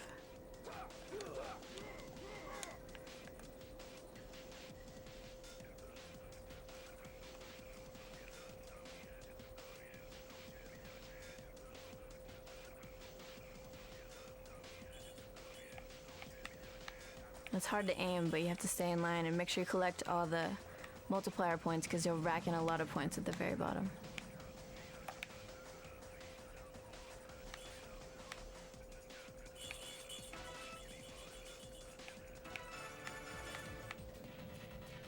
Now, if you're good and you aimed well, you could get your multiplier up to around 30 points, which really counts for a lot when you get these golden helmets worth 10 points at the bottom.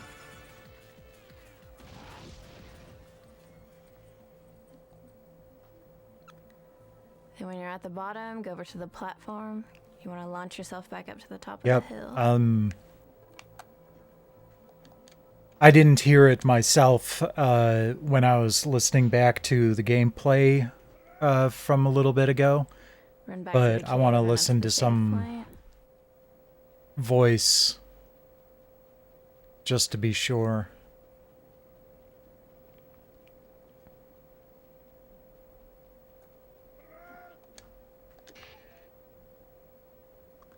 Then you want to save your game and then quit out to the great map.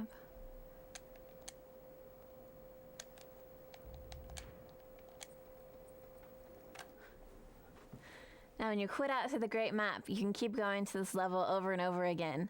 And you can earn an average of about 10,000 points each time you go in, which helps you unlock all the unlockables throughout this game. Have fun. Okay. I'm gonna toggle the recording again. And let's check that one out.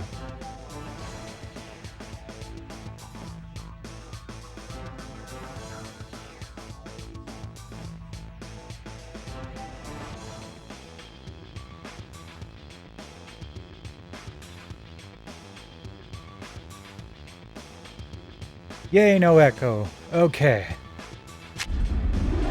Let's continue with the playground then. And I'll just have to mark this for a lot of redos later.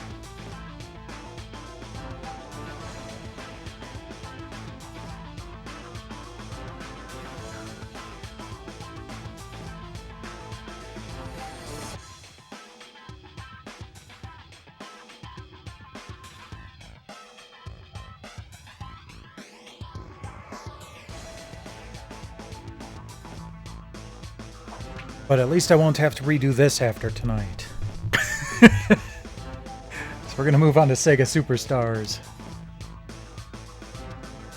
And for this,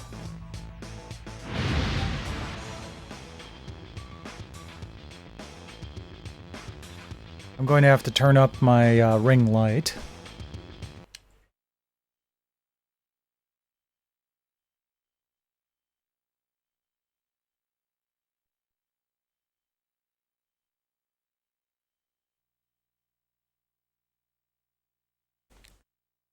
And even then, the iToy will barely be able to see me.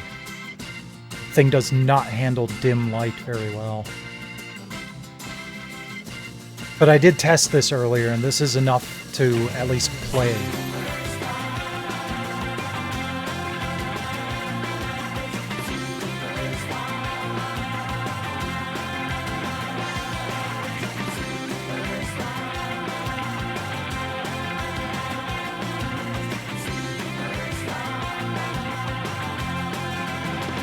I actually do own this.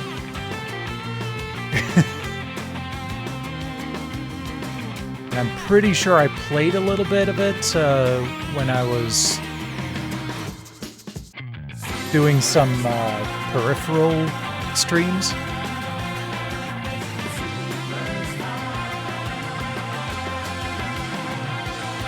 Yeah, I remember sucking at Space Channel 5.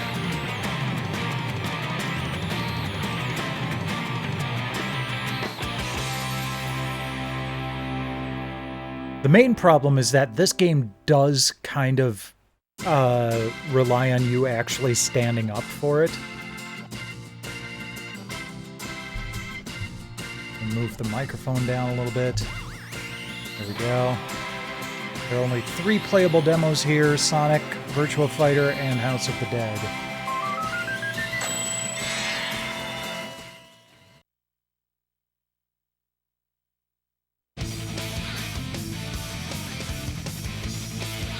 Okay. This one was not very easy.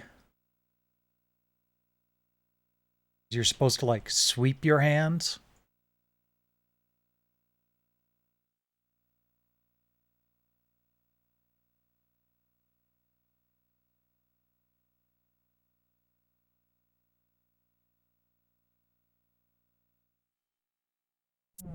So we'll see how this goes. We do get this awesome piece of music, though. We can stay still for this. Come on. There we go.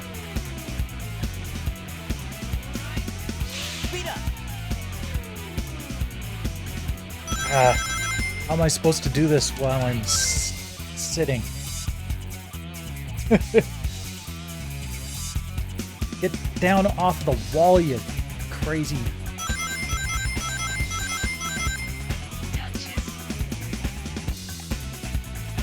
Damn it. Yeah, up and down and all around indeed. Yay, I at least got 1 emerald.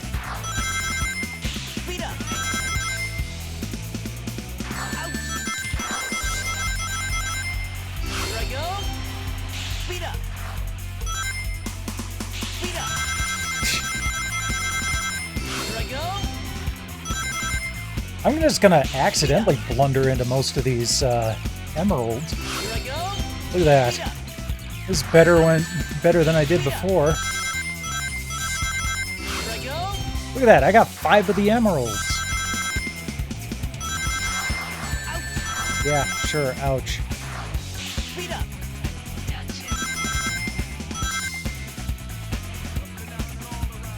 Yeah. Right, whatever. Piece of cake. Piece of pie. Can of cake.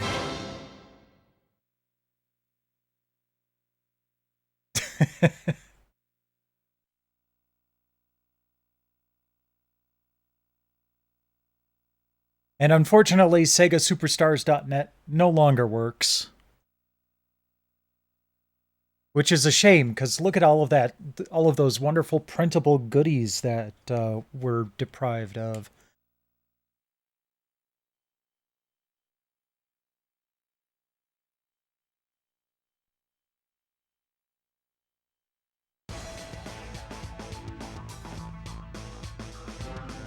Alright, get back in there.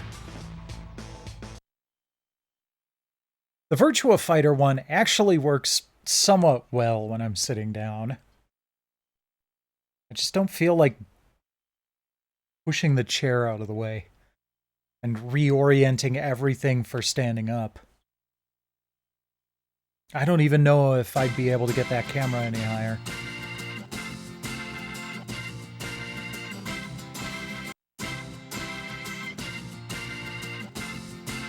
Okay.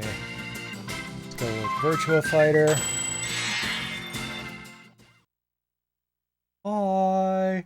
Look, Ma, I'm on TV. Okay. So I need to kind of be sideways for this one. Let's move the microphone a bit.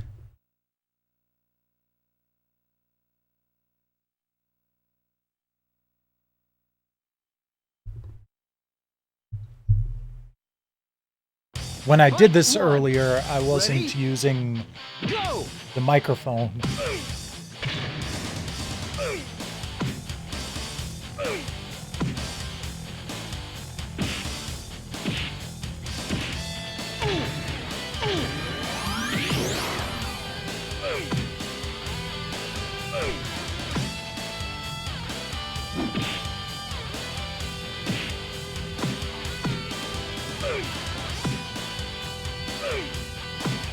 This is pretty fun, though.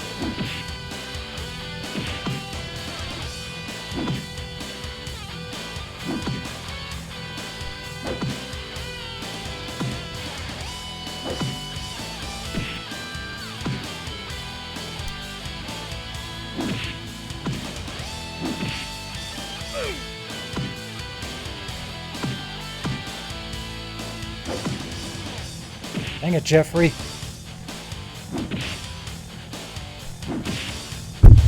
Ah. Sorry about hitting your mic there.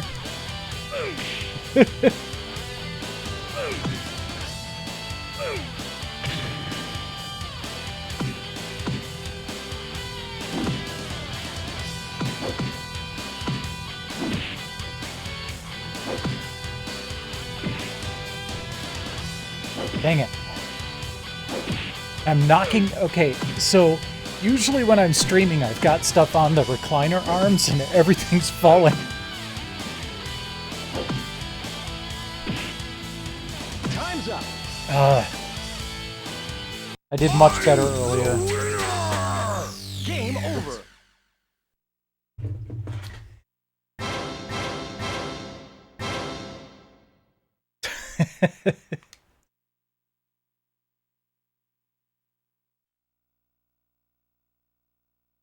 Okay. The last one I can kind of sit normally here.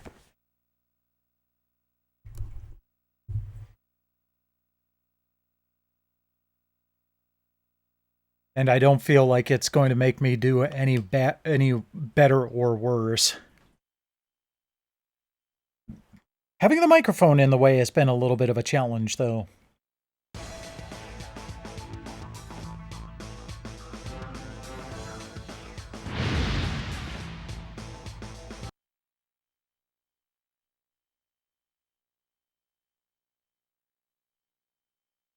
And oh boy, is that bright right now. I mean, you can kind of see the difference, too, and how bright my face is. And it completely drowns out whatever colors the lights might be doing. Alright, House of the Dead.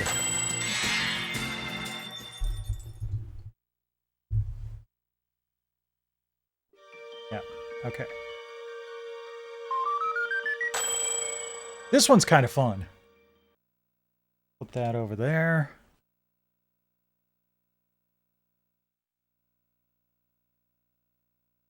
And one of the damsels.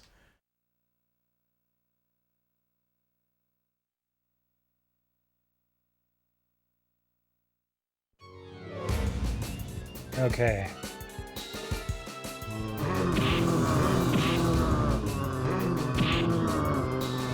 I like how I can use my elbows.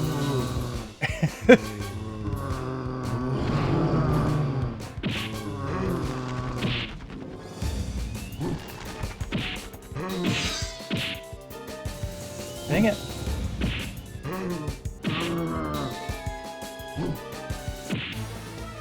Ah.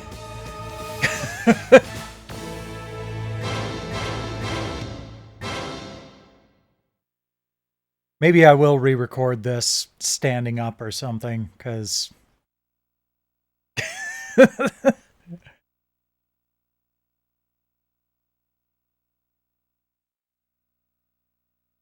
Like, if I can do it in full lighting and everything, that would probably be better.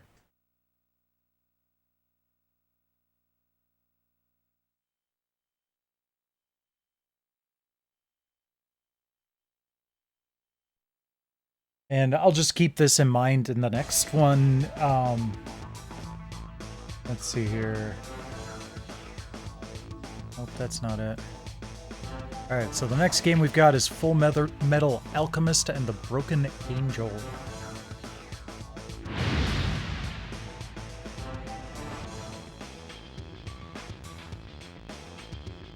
Interesting. So the next time I have to use the iToy won't be until May. But I think I'll plan ahead and have a better setup for that for the stream.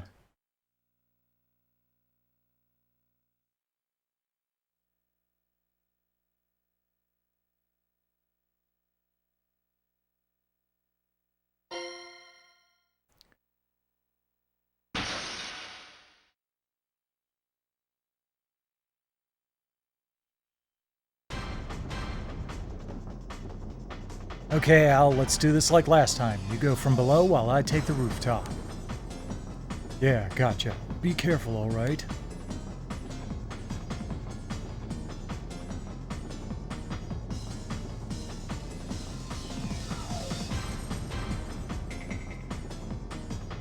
Okay, good, good.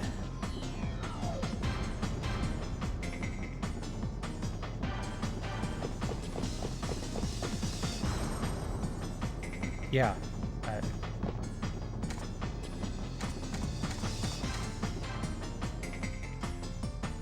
Train rooftop.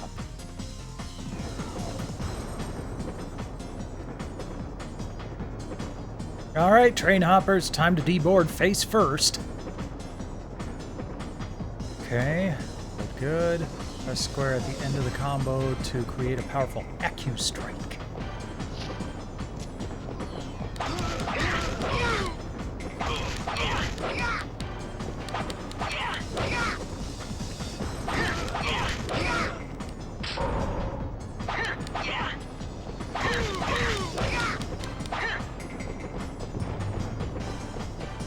They didn't disembark the train face first. I'm a little disappointed.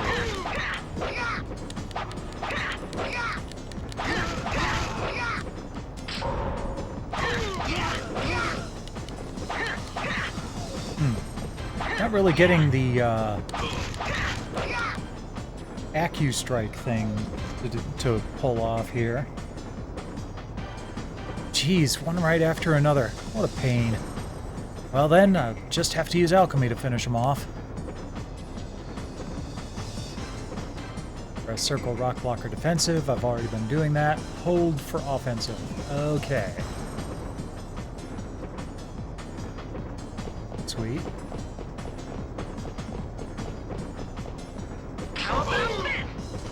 Haha.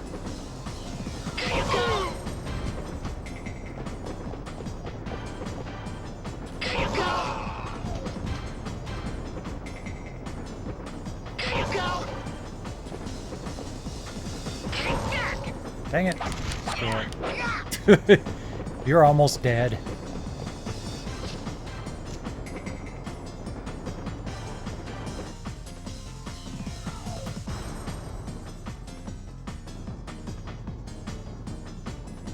Freight car, huh? What do we have here?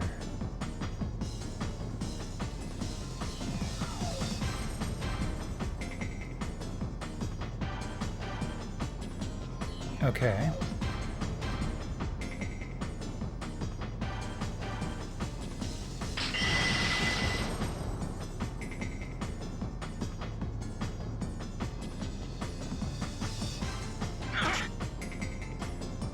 Sweet.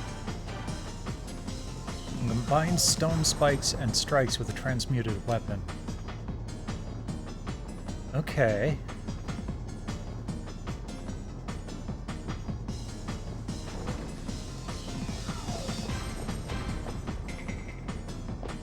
Let's try this out.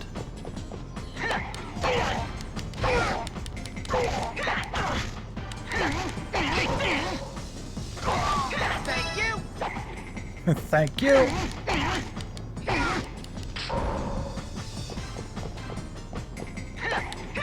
Another one. Okay, that's kind of an interesting mechanic.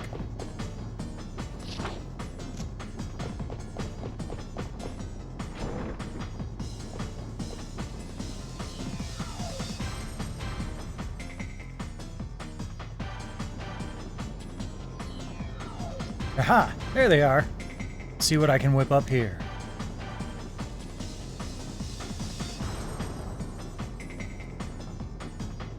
And levels of the alchemy gauge will give you a choice of transmutable weapons. Left, reduce level, down, reset gauge.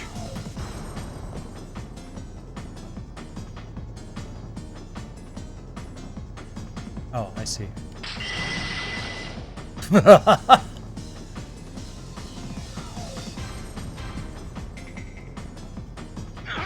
Okay, sounds like fun.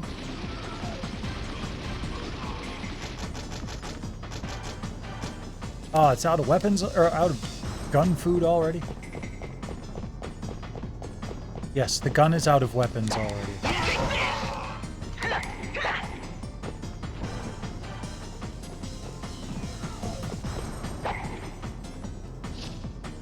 Let me take the treasure. Thank you. Oh, hey, I'm an alchemist. I can do something with that.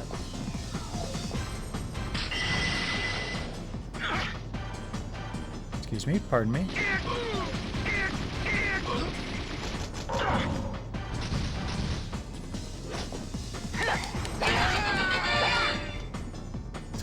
Wow, that was a low bitrate victory theme.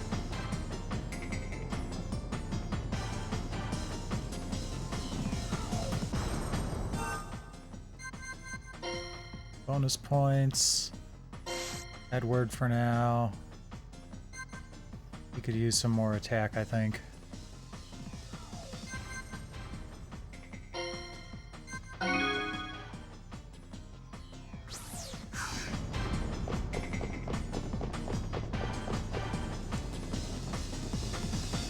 Hey there, Alphonse. Al, any of them left back there? Thanks to you, I think they're all KO'd. Yep, just leave it to me. Let's go get the rest of them.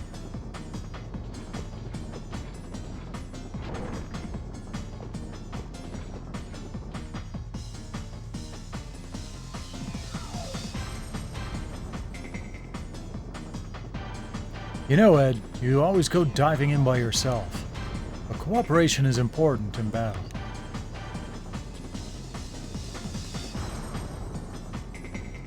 When Al is far away, call for Al with R1. When he's nearby, R1 is tackle. At any time, hold R1 to have him guard. Okay. Get him! Bring it to me! Get him! Bring it to me! Ow! Okay, get him! Bring it to me!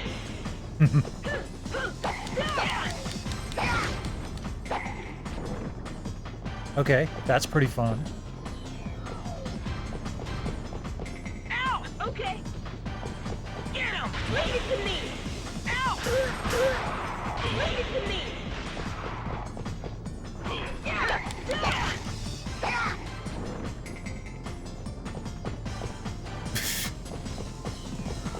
Thank you!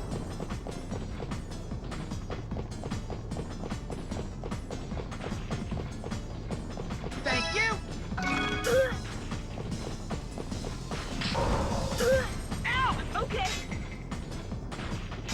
Get him! Bring it to me! Ow! Okay! Get him! Bring it to me!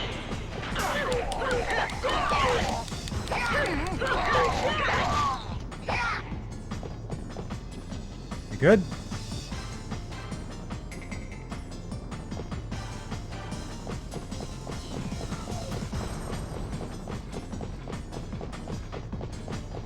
This has some interesting gameplay mechanics. Like the alchemy, and the battle system isn't too bad.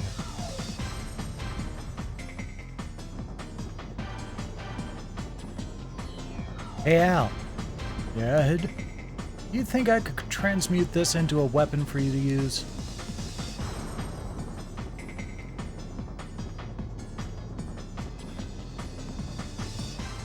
Oh, okay. I wanted to do the blue one.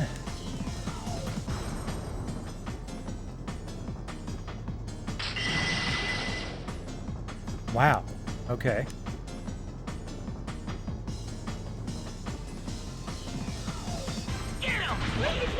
Nope, that's not what I meant. Here we go. There you go. You're a large dude. Ow! Okay. Al. Thank you. Thank you.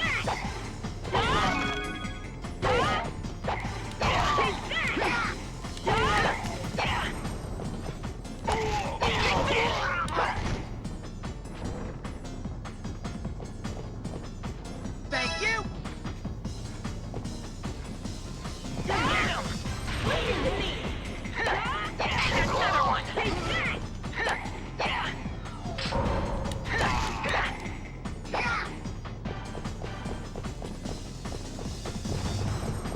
Alright, let's keep going.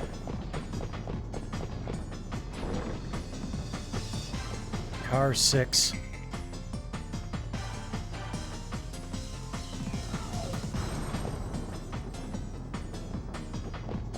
Well, let's do this one first. Don't need another weapon.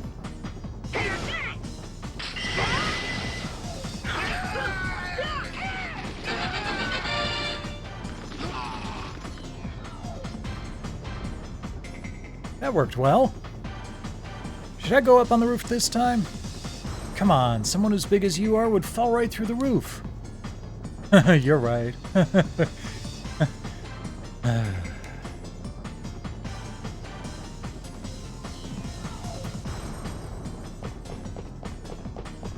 And all the stuff I transmuted disappeared. Dang it. Oh, right.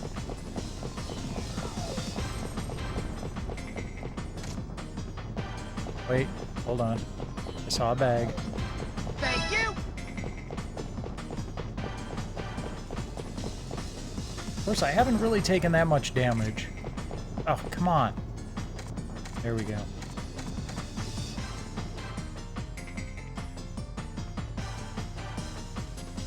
Could do without all these, loading screens anytime you go from room to room. Yeah, still more of them? Were we the only non-hijackers aboard or something? Left and R2. Okay.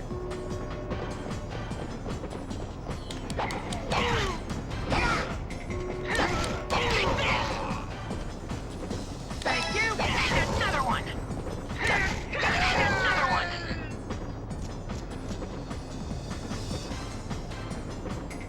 Come on. Ah, not again. Looks like I gotta beat my way through. If you're knocked into the air, you can brake fall by pressing X just before you hit the ground. That I kind of learned from Dynasty Warriors, to be honest. They had a mechanic like that. Almost to the front of the train.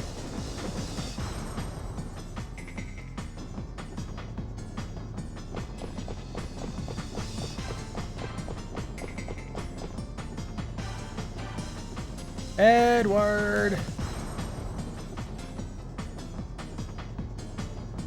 Oh, hey, Al. Are all the bad guys history yet? Just the ones in the cars we cleared out, I guess. The Major's taking care of all the cars in the back, so all we have left are the few cars up front. If the hijackers have a leader, then he's gotta be up front. Let's be careful, Al. About their leader. Did you notice how some of the bad guys were in military garb? Yeah, that bothered me, but then again, criminals in the military are hardly a rarity. Anyway, we'll just have to beat up the leader and put him through the ringer. Let's go, Al.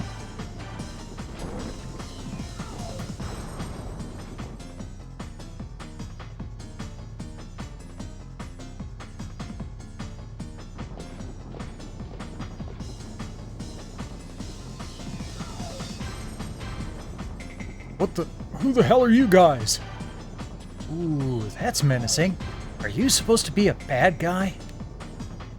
Never mind that, Ed. His uniform. Yeah, just like we thought. The guy here's a military man. An MP at that. Military policemen are supposed to be elite, so why is this guy... Hey, stop talking about me like I'm not here. You brat. Don't think you can get out of here alive. Dealing with these goons is becoming a real hassle. And it's time to make things hassle-free. We aren't dealing with amateurs anymore, so watch out, Al. And don't forget to hold back, Ed.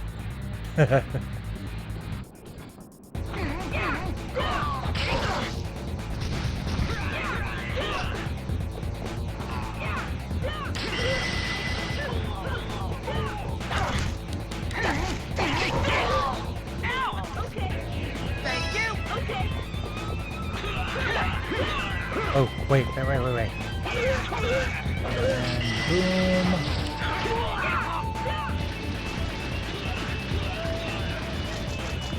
Okay. That didn't do a lot of damage.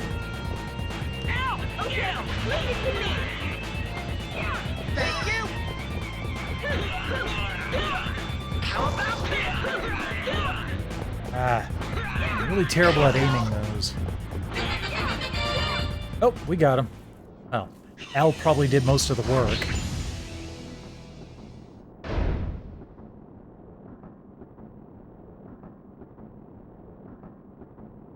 Ah, damn you. How could I lose to a kid? Has the world gone utterly mad? Yes, it has. Now you better start explaining why an MP like you is hijacking this train. You aren't here just to rob everyone, are you? Who are you guys? Hey, we're the ones asking the questions here, Bob. No, don't hurt me. I'll tell you everything. I was just running away. Running away? From who?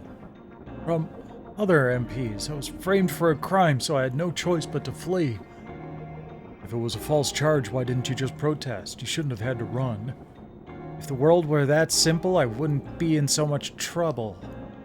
It's a conspiracy. We wouldn't all be on the run if there wasn't a warrant out for all of us. All of us? That's right. Except for the few that we picked up on the way. We're all ex-military alchemists. So you're trying to tell me that you're all wanted for a crime that you collectively didn't commit? Yes, well, some of them may really be criminals, but not me. I'm innocent, I swear. And this is coming from the guy that hijacked our train? Yeah, congrats. You're a bona fide criminal now. Good job! Didn't mean to cause such a scene. Wanted it to be more covert. All we wanted to do was get to Highskart. I'm not lying. To Highskart? What for? The only one who was on our side was Colonel Jens Breslau, and he was the one who told us to take shelter at Highskart, because the town was establishing an autonomy of alchemists. The only way for wanted men like us to get to Highskart was by borrowing a train. I was going to wait it out in Highskart until the dust settled, and then prove my innocence. Alright, I'm beginning to see now. But an autonomy? A self-government by alchemists? Never heard of such a thing. Jeez, that'd be totally irresponsible. Like putting a rabid dingo in charge of a chicken farm. But the leader is supposedly a great state alchemist, one of the famed 10 alchemists. Professor Wilhelm Esselstein. What? Professor Esselstein? We heard he's calling on alchemists from all over the country. That's all I know. Ed, what does this mean? I don't have a clue. I wonder if it's the same Professor Esselstein we know. Calling on alchemists? Why would he do that?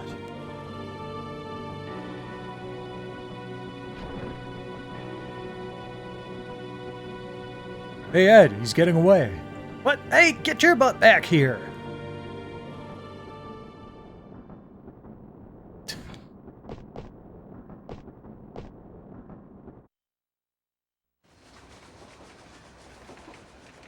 Oh, neat. It's animated presumably like the anime.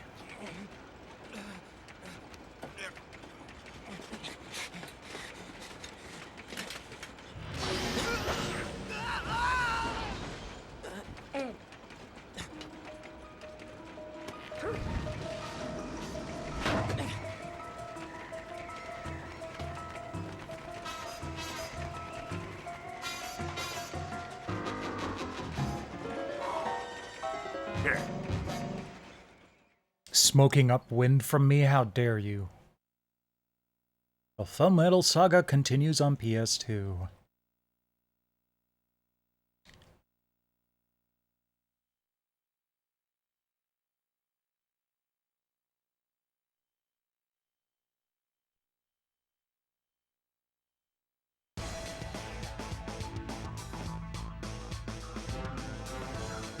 Okay, gotta go back in because there were a couple of other parts to this.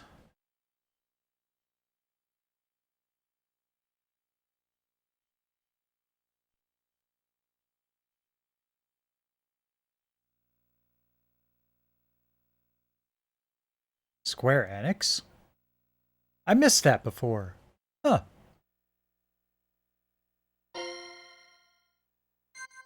New highs got.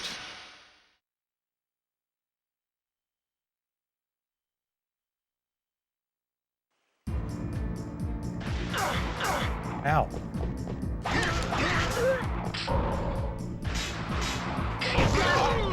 Oh, there you are.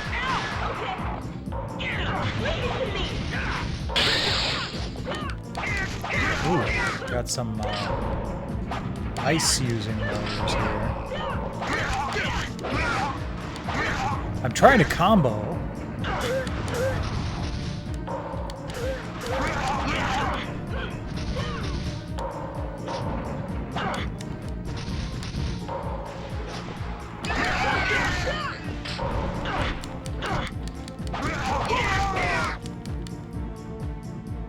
What just happened? Blah. Blau, are you alright? Damn that state alchemist. How dare he make Blau shriek like that? What? We haven't lost yet. Of course not, Blau. Guys, get out here now! We ain't got a choice. All of us have got to gang up on him. We'll have our revenge. Jeez.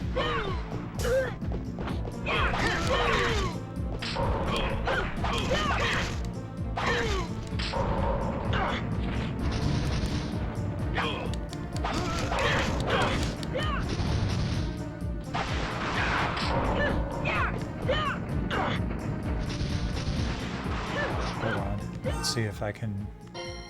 I've got any items on hand for healing. Good.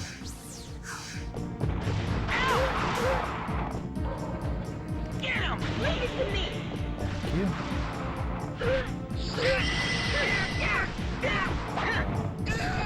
Oh, okay.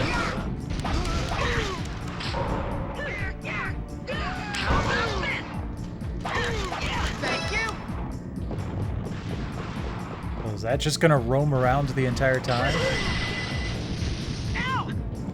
Okay. Here we go. Leave it to me.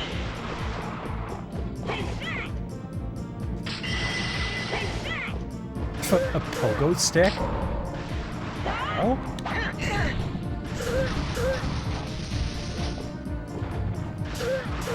Ow! Okay. Ow! Okay. Leave it to me.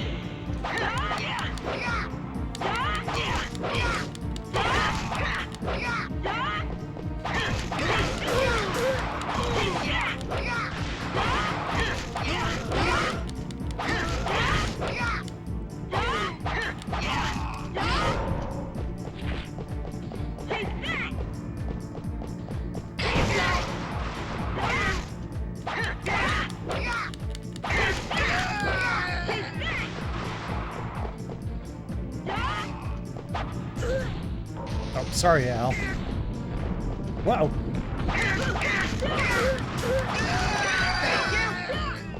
Fighting frenzy on.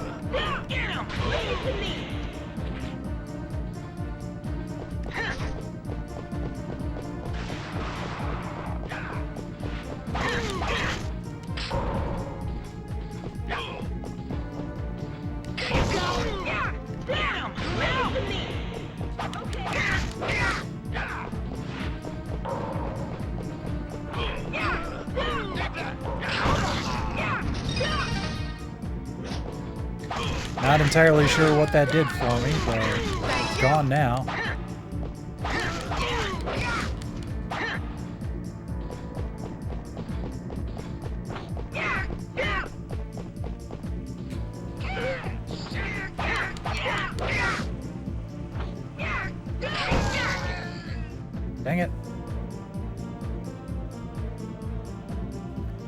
No, please. Jeez, I'm winded. So, you want some more, huh? Who are you guys anyway? Why are you trying to start so much trouble with us? Shut up! Get away from me! Stay away! I'm sorry! Ah, there he goes. What? You're not going anywhere. Hey, get back here! Wait, Ed. Just let the poor man go. Why does he have to chase after everybody who gets away?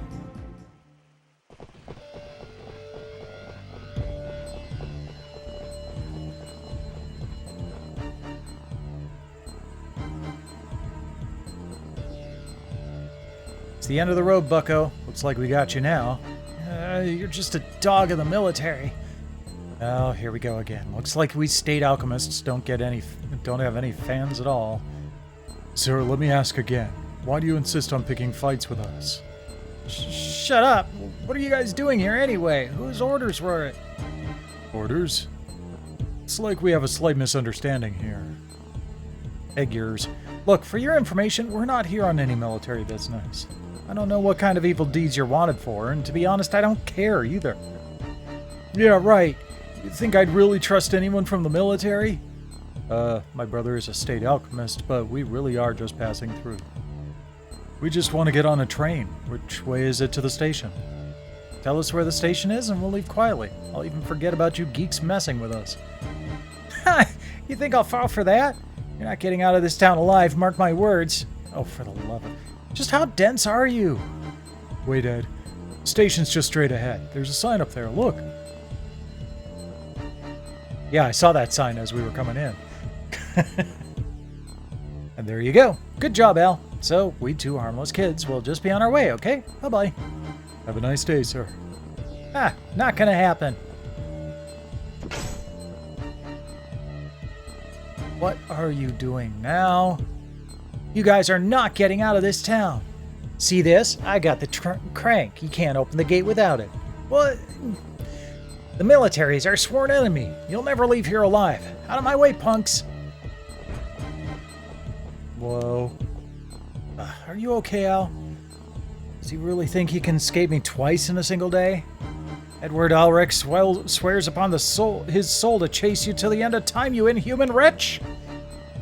Wow. Ed takes his games of tag way too seriously. Okay. First up, I should probably heal. There we go. Much better.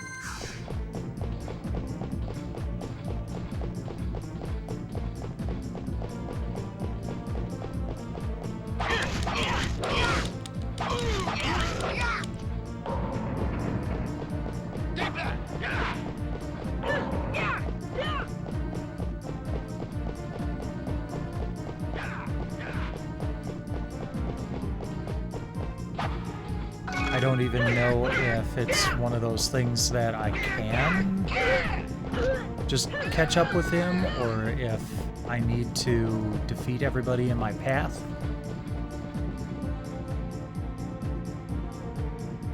But this looks like as good a path as any.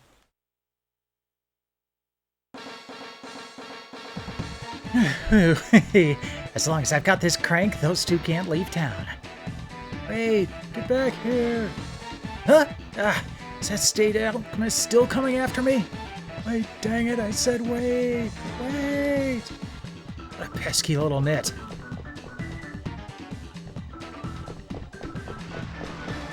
Excuse me, pardon me.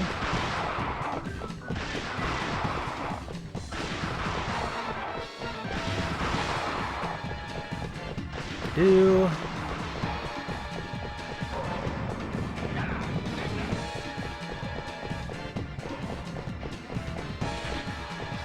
I am actually glad I can just run through all of this. Oh. That's it. We got one more thing to do on this demo. The boss fight.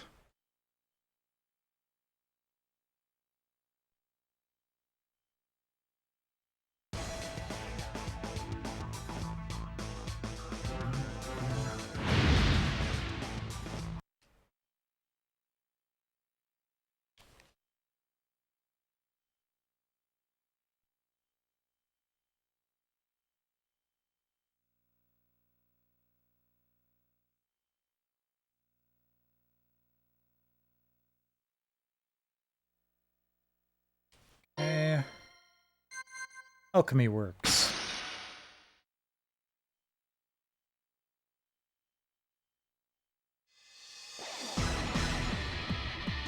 You know something? That is one butt ugly beast.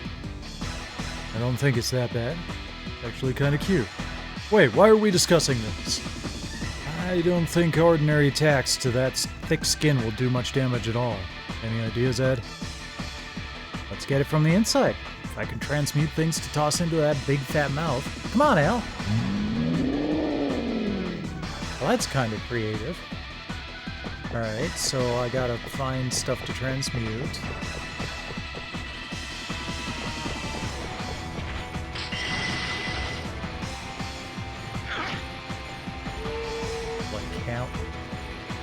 Cannon work here.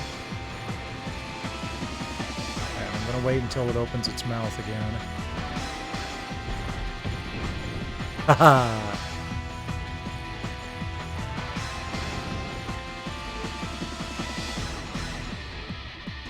Can't really fine-tune the direction.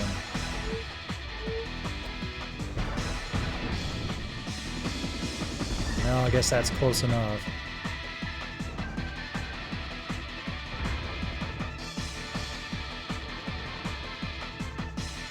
Okay, got 4 cannon shots left. This seems to be the right idea, though. But it looks like he's got at least 2,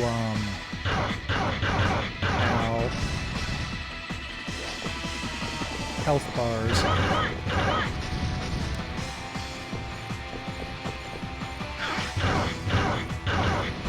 Ow. Jeez. Okay, then.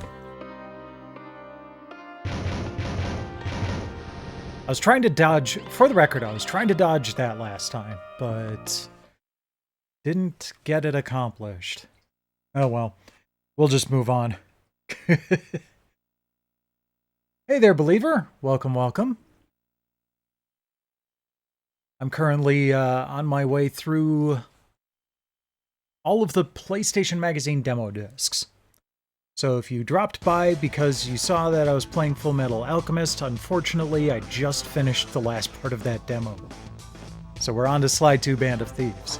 But if you stick around, might be something that you're interested in anyway.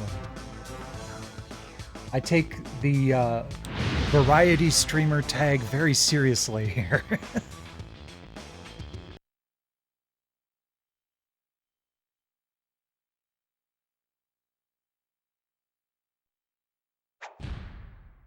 But it's been a lot of fun going through all these demos. I've added a lot of stuff to my wish list to pick up next time I go trolling for used games. In fact, just one tonight I added to the list. Virtuous Souls?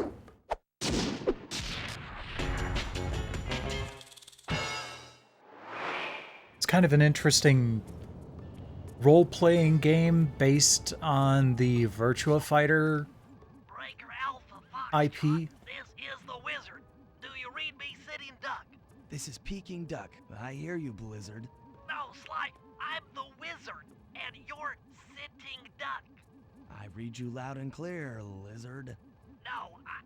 Forget it, you're not... He's screwing with you. Yeah, I'm not. Look, Bentley, I know this is your first time out in the field, but you've gotta loosen up. If we're going to get to those clockwork parts, I need you on your toes. So in plain talk, what's your status? Well, I've established myself in the basement, and I'm pretty sure I can rewire the service elevator if you can power it up from that security station. Hang tough, pal. It might take some time, but I'll figure out a way to get up there. Okay. Been a while since I've played this.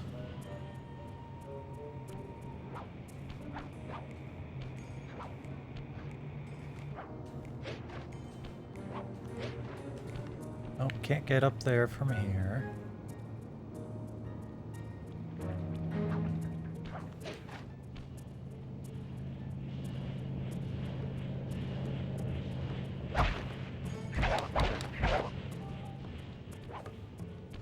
It's always fun to harass some trees.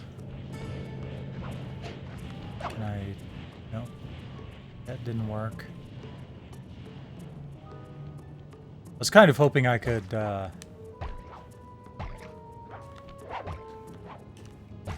hook onto those banners and climb up.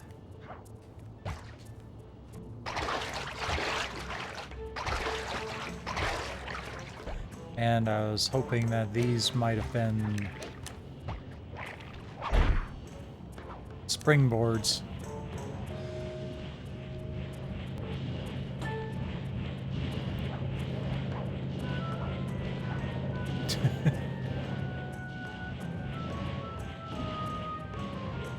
Okay. The motion blur on this is a little insane.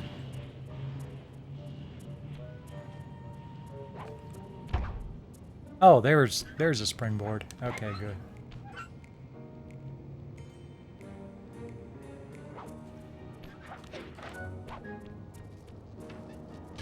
Okay, I spliced the wires. Ouch! Hold on. There it is.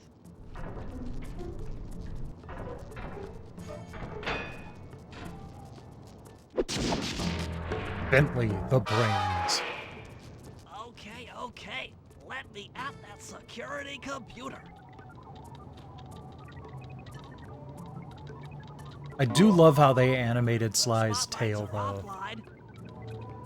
Like, it works kind of like a tail should, where it's, like, counterbalancing him as he runs.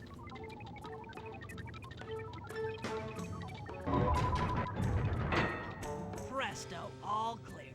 Thanks, pal. For your first time out, you did pretty well. Oh, this operation is far from complete. Now that the lasers and spotlights are offline, Murray should be moving into position for your rendezvous. I'll stay here and provide computer support while you go on ahead. You got it.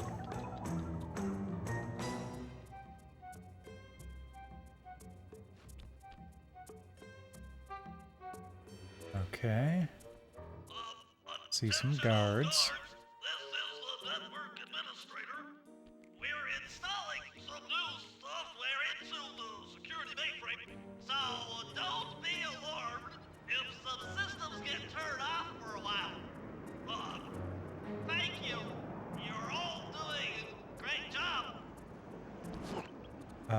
Oh, okay. The clockwork parts are being stored up there.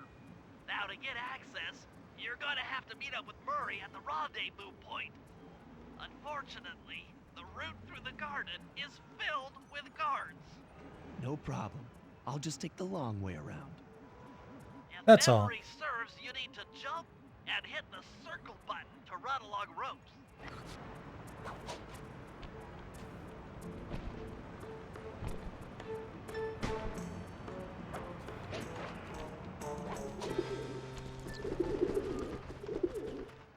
Out of my way, you sky rats.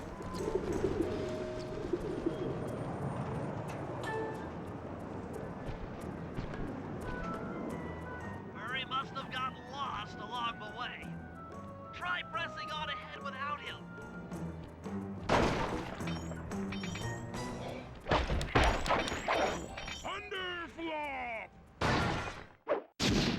Hi, Murray.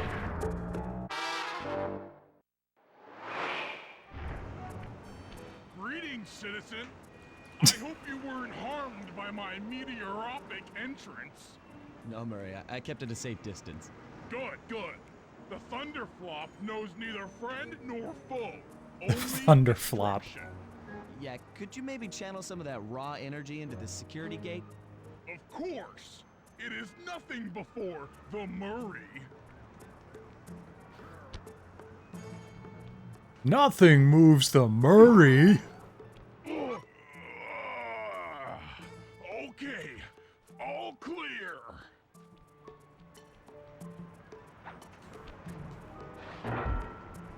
Another barrier stands before you.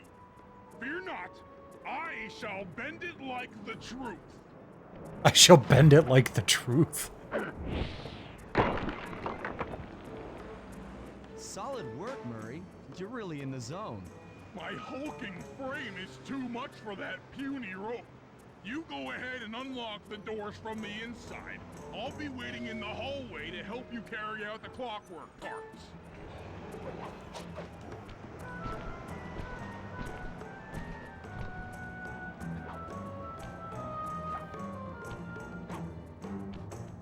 I don't get it, Sly. The clockwork part should be here. This is all wrong. We need to pull the plug on this operation right now. Freeze, Uh-oh. Cooper. Inspector Fox. As beautiful and unpredictable Hot as ever. Fox! Whereas you crooks are so predictable. You always return to the scene of the crime. Crime? I haven't stolen anything. Yet. Oh, really? Then who broke in last night and made off with all the clockwork parts? You've got the motive. Someone already stole the parts? Don't play dumb with me. It might not have been him, Carmelita. The method of entry and guard casualties all point to this being a Claw Gang job. The Claw Gang? Constable Neela, I allowed you to sit in on this stakeout as a favor to the Contessa. I really don't need any help. Oh, I think you might. Look at the facts. Facts? Sly Cooper is right here. I caught him red-handed. I'm just saying that there are other criminals in the world other... Sly Cooper! After him! Hold still!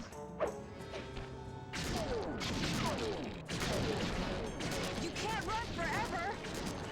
Mochi, wait up, Sly! Shake a leg, Murray. It's time to go.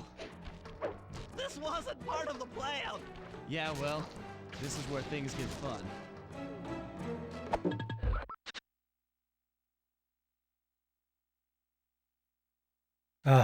That was not a place where I could safely sneeze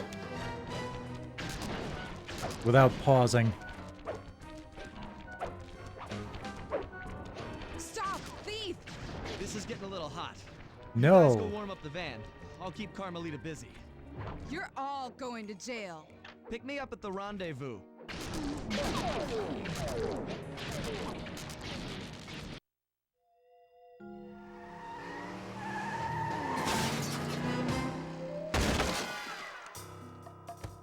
Carmelita's just as angry as ever. She's really quite lovely when she's angry. That Constable Neela, was a reference to the Claw Gang just a slip of the tongue, or an intentional clue? Either way, it's our only lead on the missing clockwork parts. Clockwork. He was consumed with jealousy for the Cooper clan's thieving reputation. Is it inappropriate to refer to him as a monster? No, not at all. What kind of person stays alive for hundreds of years with the express intention of wiping out a rival's family line? Imagine the hatred fueling that first decision to replace his mortal body with soulless machinery. Ultimately, it did the trick. Clockwork lived on. He caught up with my parents, and I wound up in an orphanage. It's there that I met my pals, Bentley, the brains of our outfit, and Murray, the brawn. They turned out to be all the family I needed. 2 years ago, I thought I'd finished it. How naive to think I could so easily put an end to that kind of hatred. And now he's back. In pieces, sure, but the threat is real. Does the Claw Gang even realize what they've stolen? I don't know what's in my future, but I won't let it be a repeat of my past.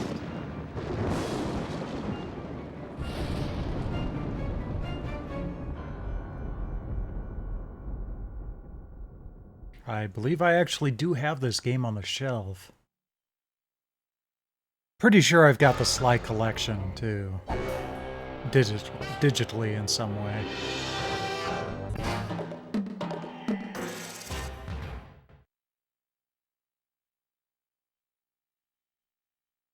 Oh, another part to the demo? Okay. I just intercepted an email from Dimitri. He's ordered his guards to ring the boat's bell when the coast is clear. Coast is clear for what? Of that I'm uncertain. Ring the bell and follow him without being seen. Then maybe we'll find out where he's hiding. Not a tailing mission. Does anyone actually like these?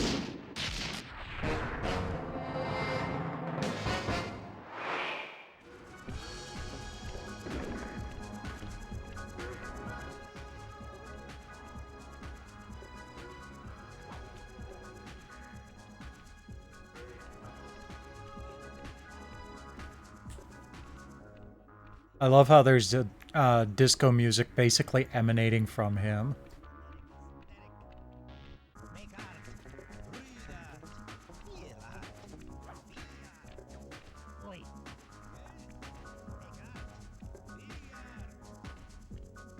It's a pretty decent action-adventure series.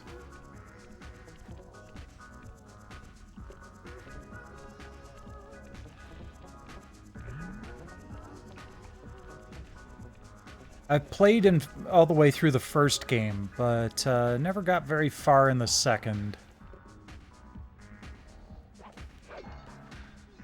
Smoky alert! Freak out! Dang it.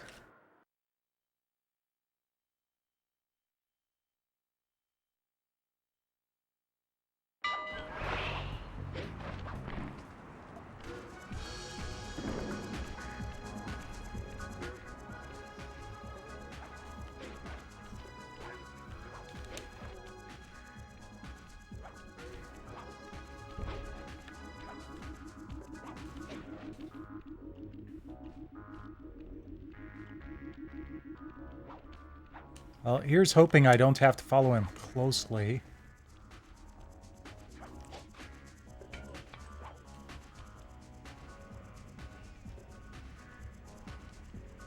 If I can just stick to the rooftops, that'd be easier.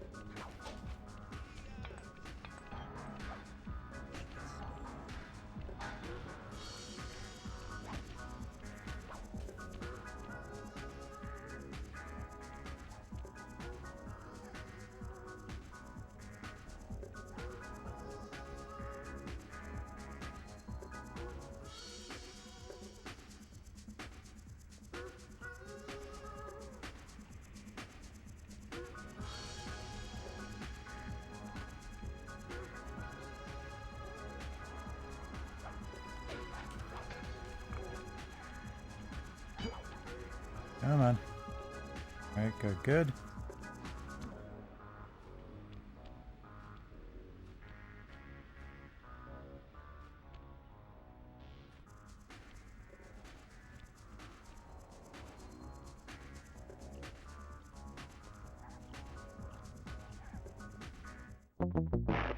What? Oh. You never told me I had to do that.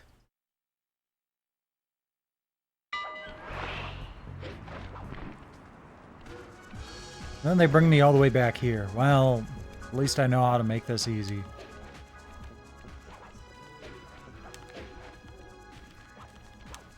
Ah, get up there.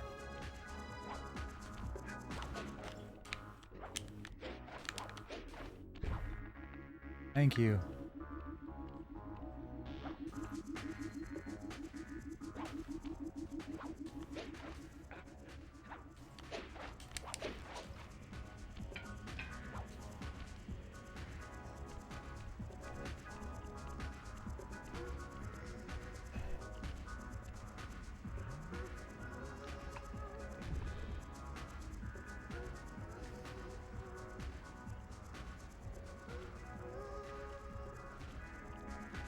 Also, if you want to try to get Sly Cooper on the PS2, the games are dirt cheap. And they've been re-released in various collections on the PS3 and Vita. I don't know if the collections hit the PS4, but it's possible. Oops.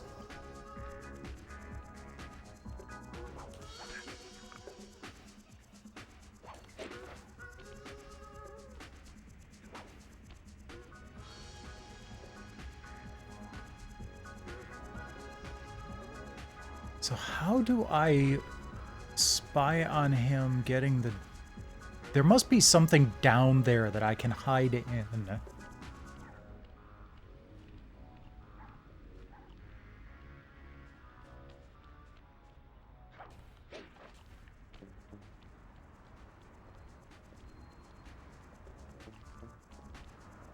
No. How am I supposed to do this?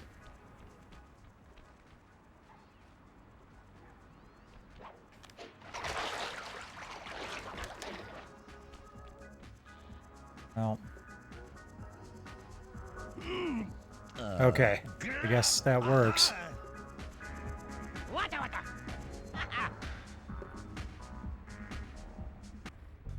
He closed the door on his tail. He had no idea you were watching while he typed in that secret code. Hold on. Yeah, that wouldn't shock me. Looks like that door leads to the nightclub's aqua pump. This might be useful for the heist.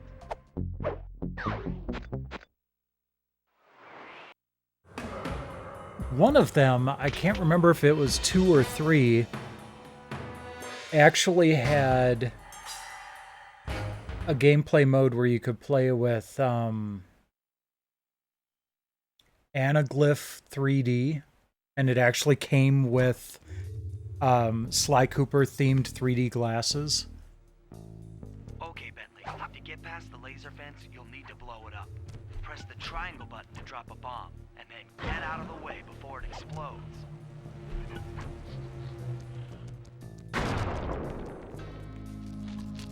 Good job.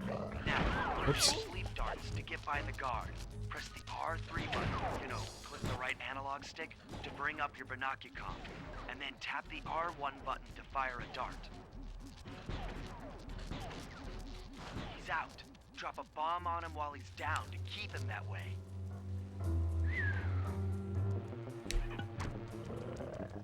See if I can take them both out at the same time. Nope.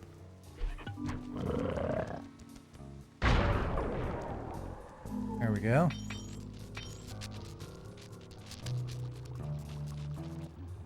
Hey, Bentley, how you holding up out there in the field?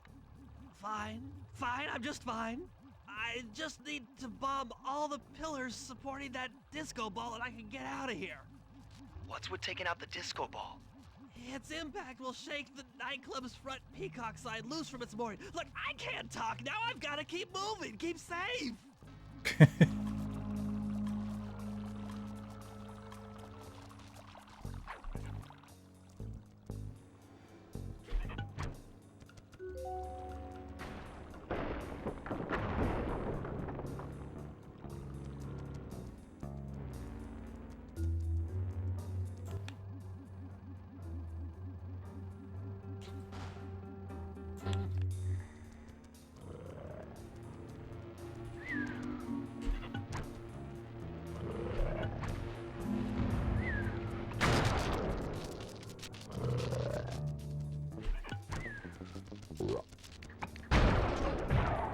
He was just waking up, too.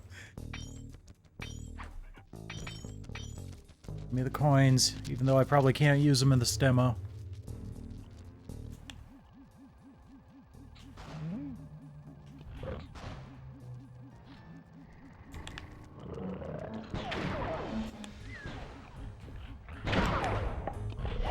Dang it.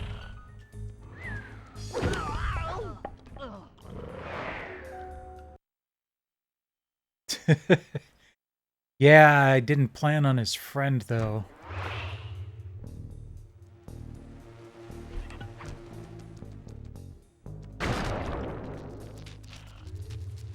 Oops.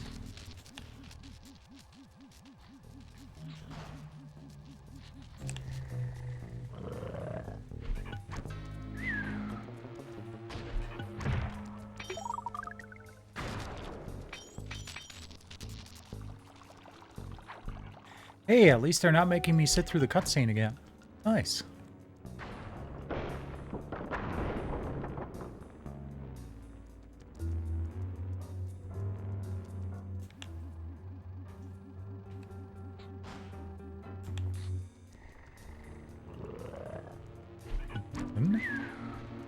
2, 3.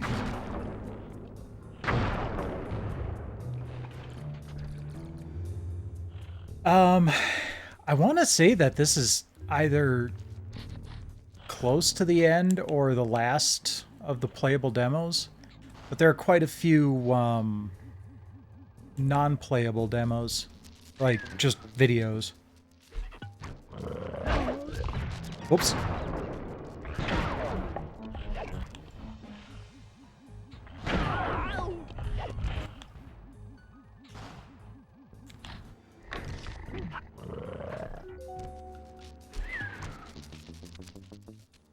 Don't stay asleep for long, do they? Oops.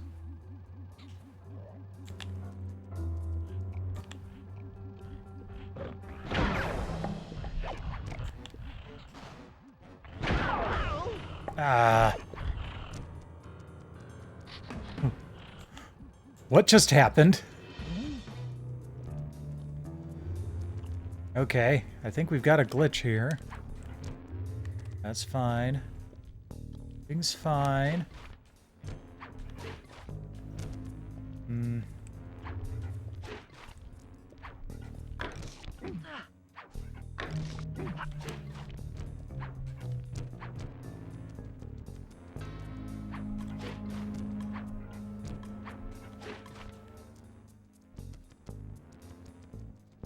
How can I get back up there?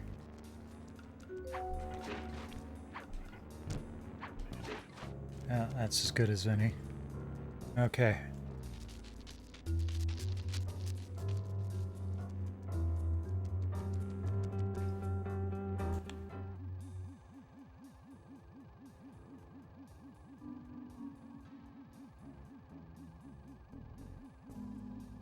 Just wait for him to crawl in there. There we go.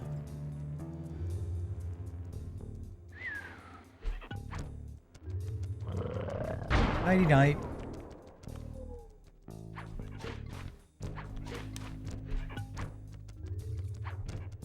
That's 3.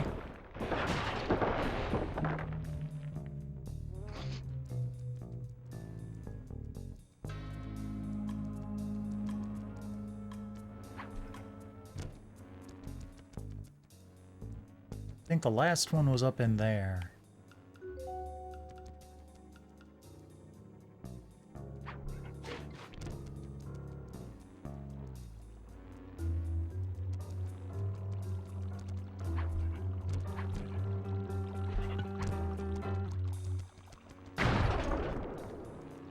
Dang it, I was hoping that would break the glass.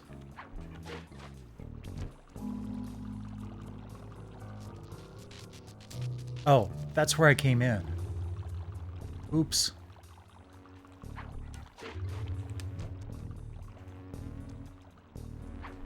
Well, now I gotta go all the way back around.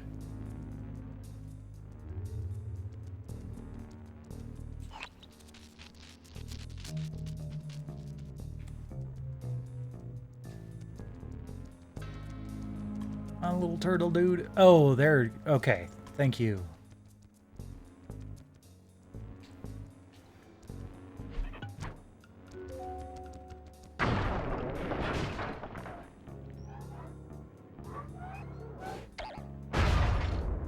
Crunch. Wow, Bentley. We felt that all the way back here at the safe house. And you were right. The peacock sign had half of its bolts pop off on impact.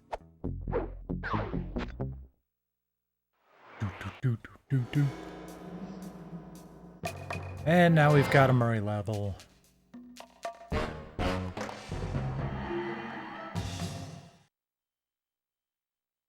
Yeah, no kidding. Okay,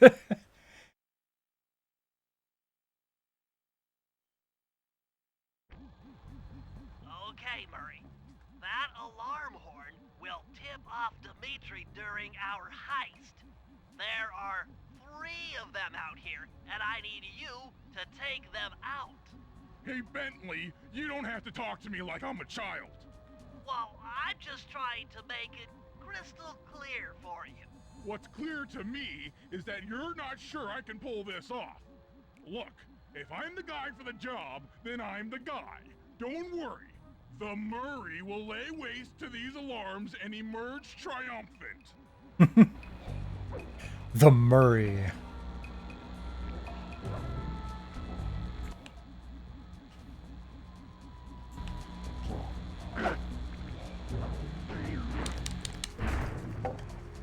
Okay. That didn't work.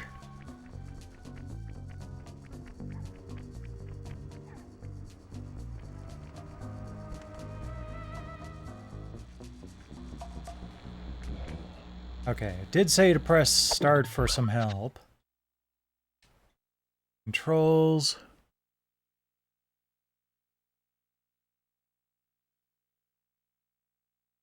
Okay. So I need to pick something up and throw it. There we go. All right.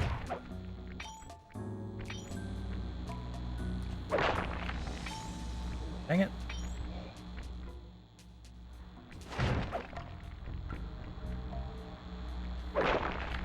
Ah.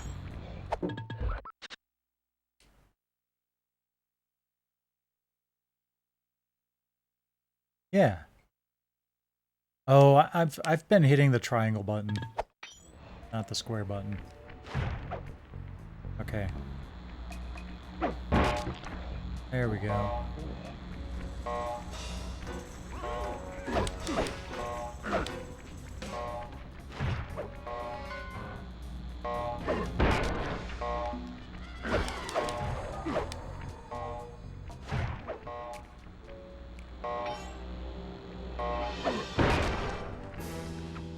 There we go.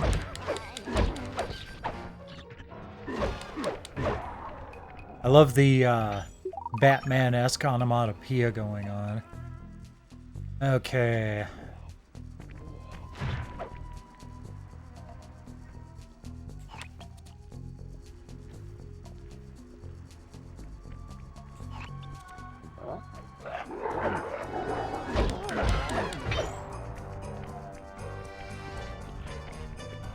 Where are the other alarms?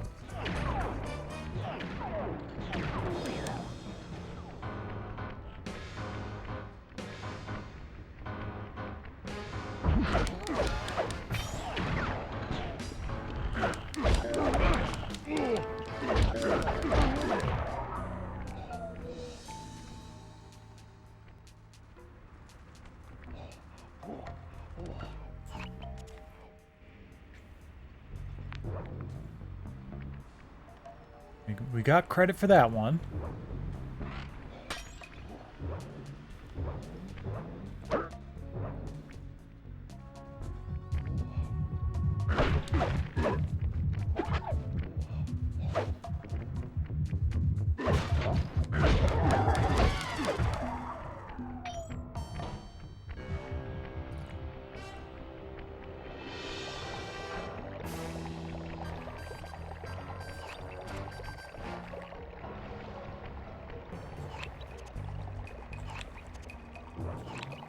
And there is a button to kind of show me where things are, but I have to be able to see them.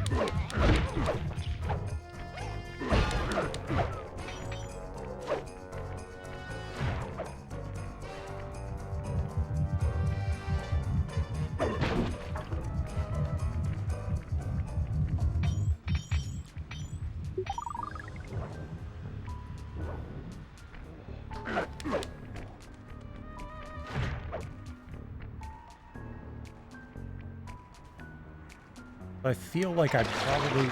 Oops.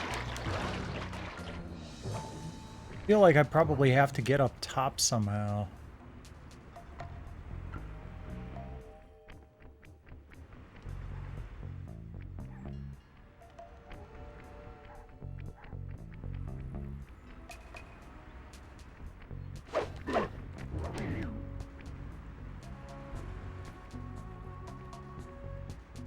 Alright, you guys, don't feel upset about Murray not doing this job quickly. This is all on me.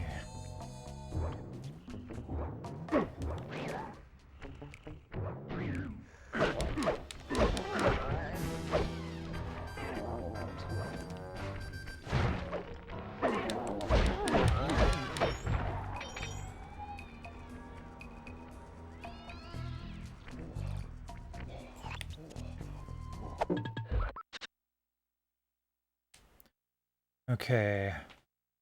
Yeah, L3 project waypoints. Maybe I can use the binoculars to see through walls. Ah, there's one.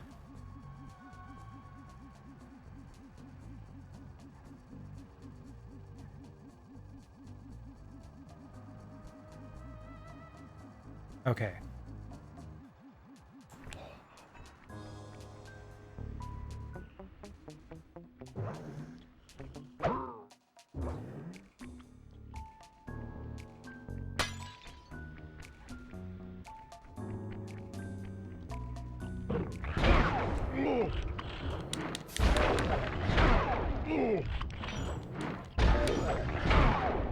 Dang it.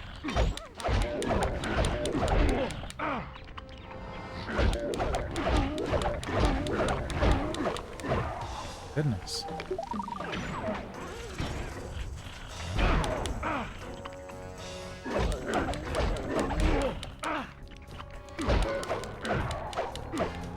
mean, he takes punches better than the others, but...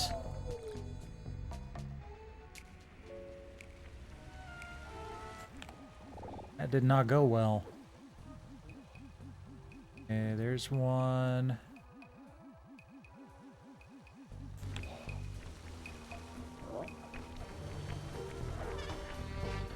How do I get up there?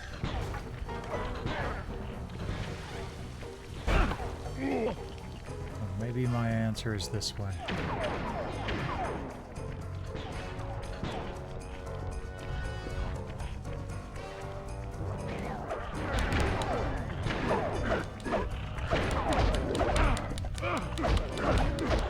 Oh wait, no, that's the safe house. Sorry, Bentley.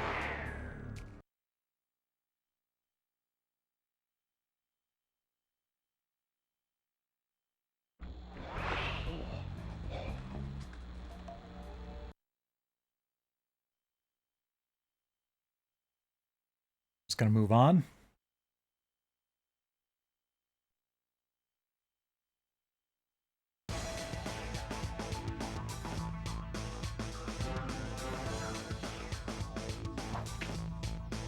Nope, nope, we've got 2 more demos before we get into the videos. I'm gonna keep going. Let's get this over with tonight. Next up is Mercenaries.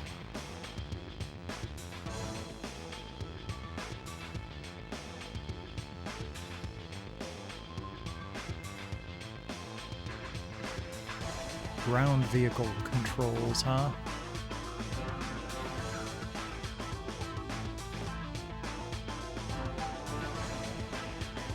Tank controls. Helicopter controls. Goodness.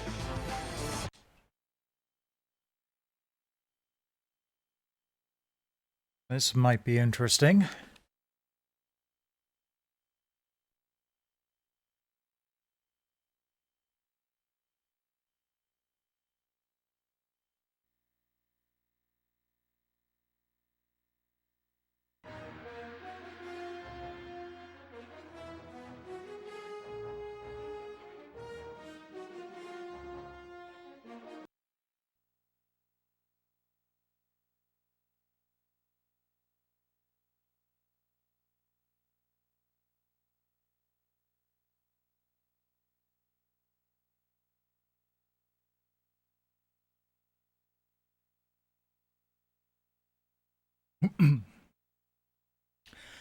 LucasArts and Pandemic, huh? That's some pedigree.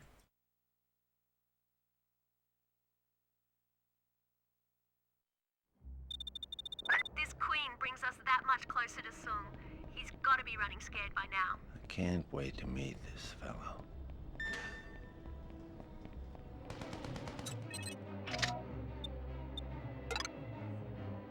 Try calling in a carpet bomb to take out that gate. I did that. Oh, and then press R1 to use.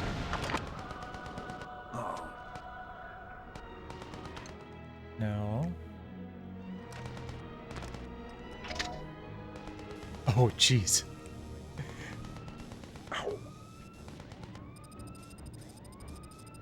Roger, target received.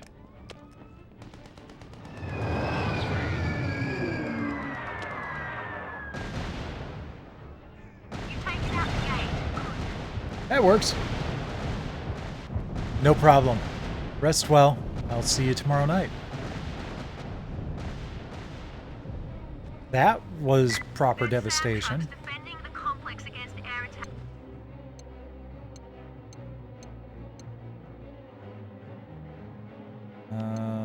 No, I don't want any of that. How do I change my weapon? There we go. Alright.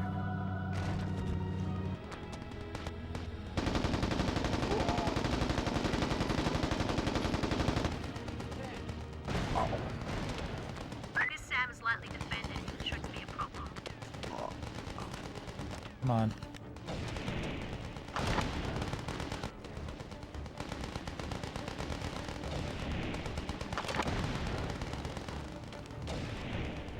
That's one Sam taken down. Okay.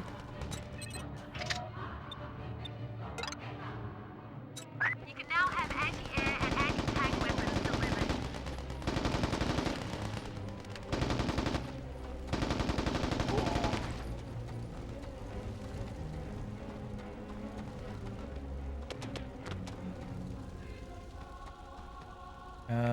No, I don't want to enter the vehicle.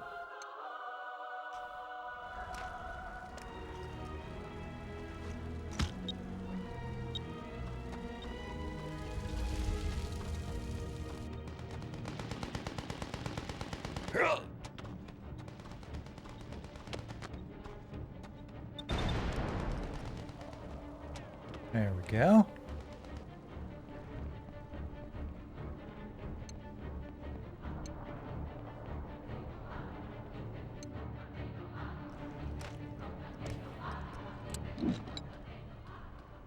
알았다. 지금 거기로 가겠다.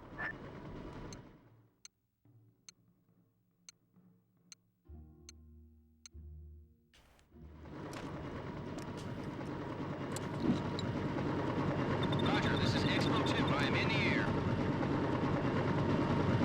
Might as well get all set up on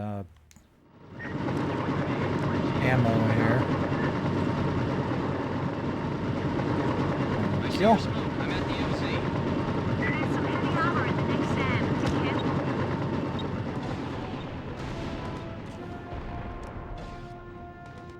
Nope, that didn't break it open. Alright.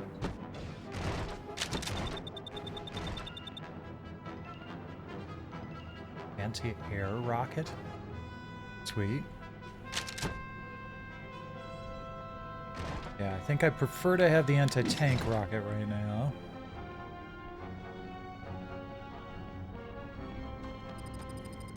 For stuff like this. You've taken out 2 of the Sams. Good.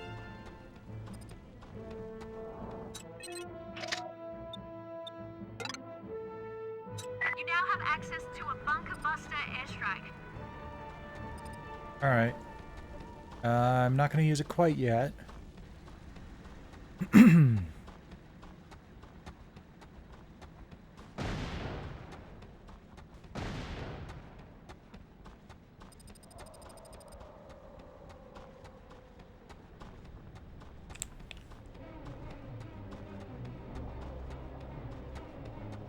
chemical plant is nearby. Expect heavier defenses there.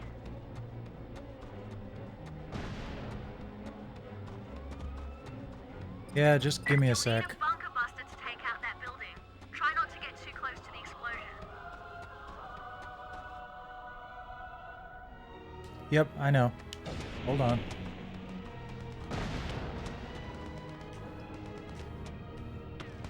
Only one Sam left.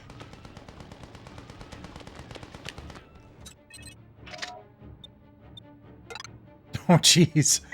I can get an APC delivered? Oh, I don't have my machine gun anymore.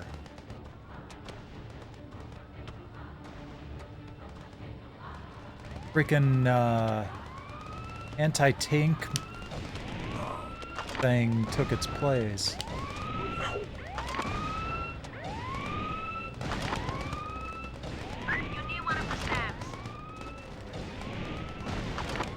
I know I'm near one of the SAMs, that's why I'm shooting at it. Now go take out that chemical plant.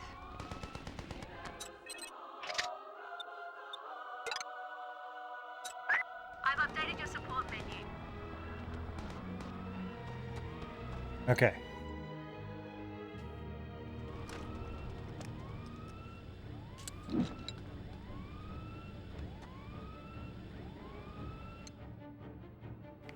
Oh, fine.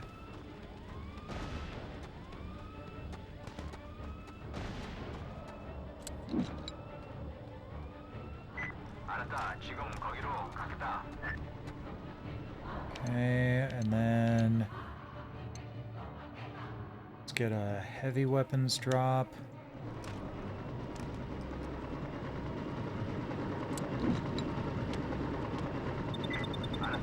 And while I wait for that, let's call in the bunker buster.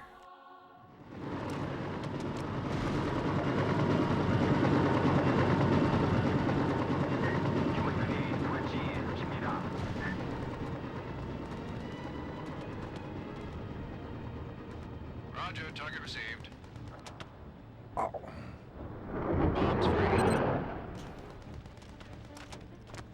The chemical plant is finished. Nice work. Our HVT is on deck. Remember, he's worth double if you bring him in alive.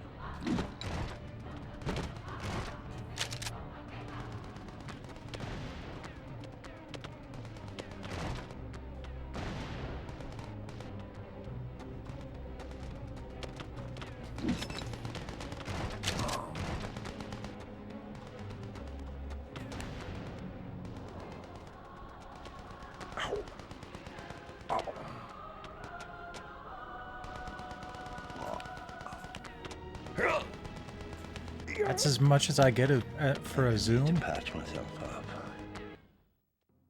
Ah.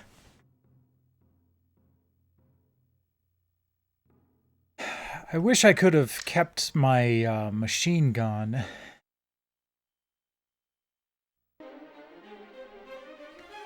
If you can see it, you can drive it, fly it, steal it, destroy it. That was pretty fun.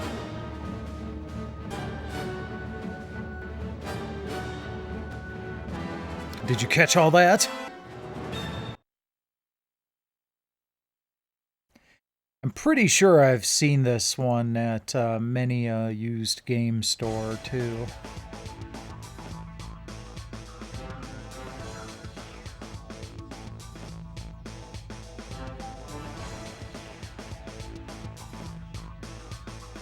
Okay, next up is Katamari Damacy. This is at least a game that I've played a lot.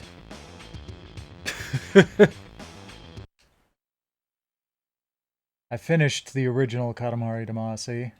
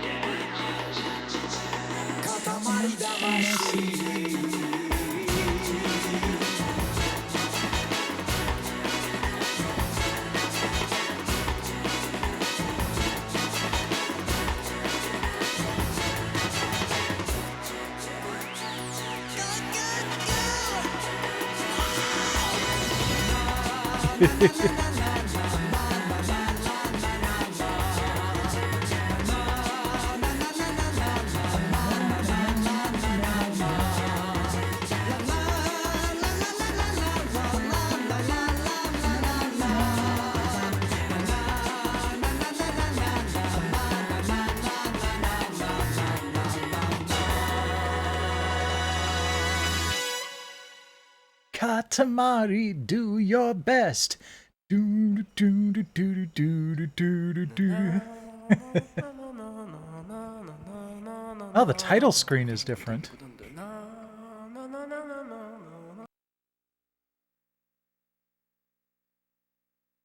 It looks more complicated than it actually is. It's just basically dual analog controls.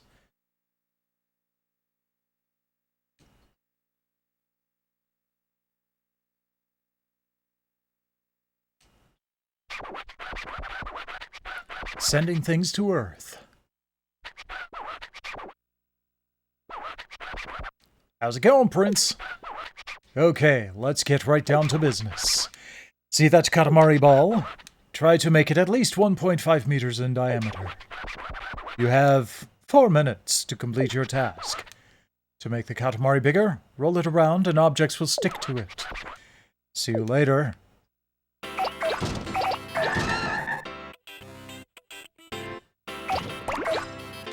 The music in these games is great, too, which is good, because you listen to it a lot.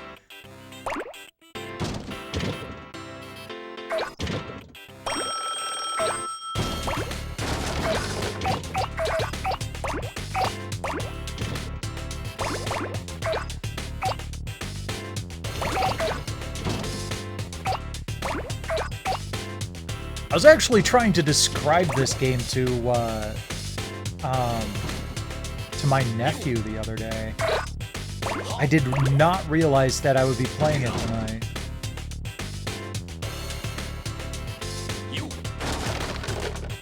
Otherwise, I would have told him to watch. He's dropped in on my streams before.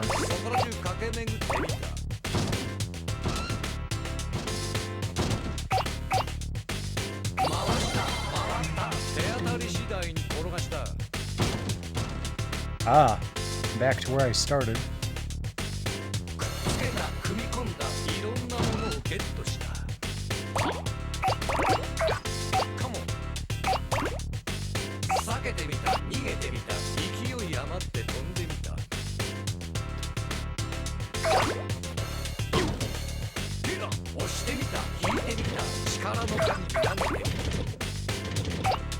Stuff back.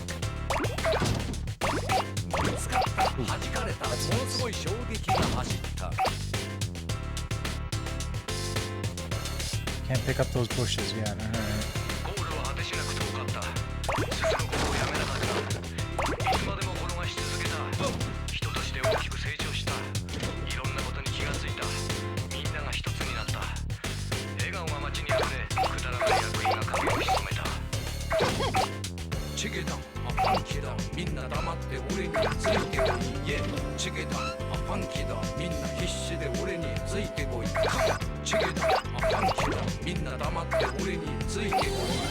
There we go.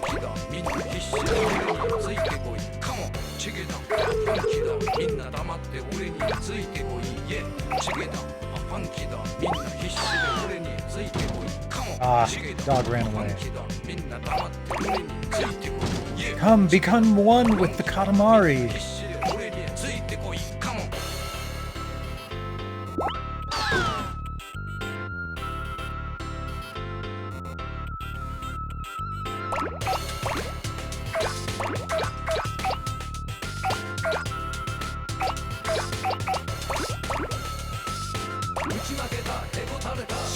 For a relatively simple concept, these games were really quite compelling.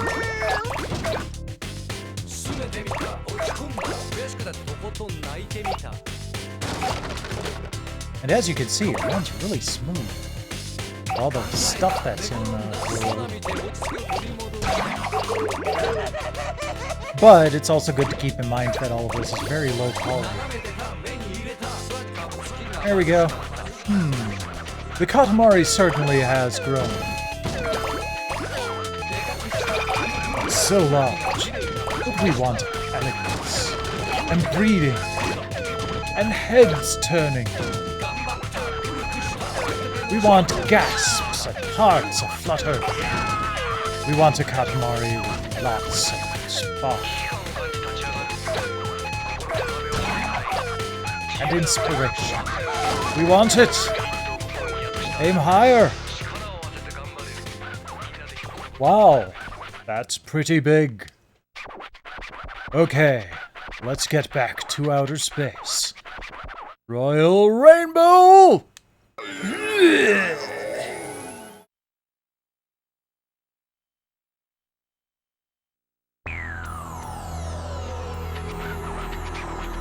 Katamari size, 1 meter, 81 centimeters, 6 millimeters.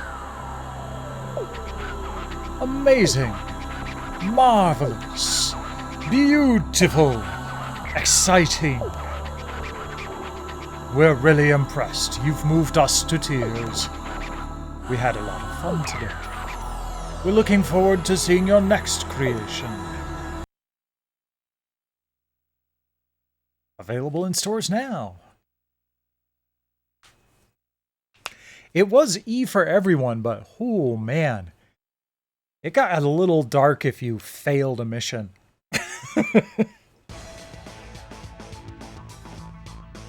Okay. Looks like all we've got left are videos. So let's check out the videos.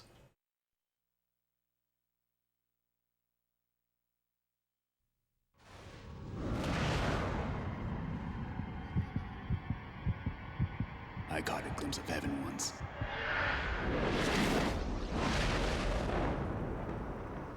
They stole it from me. This isn't vengeance. It's punishment. If I remember correctly, they had to, like, severely censor this game in, like, but if I did, Europe or just in general.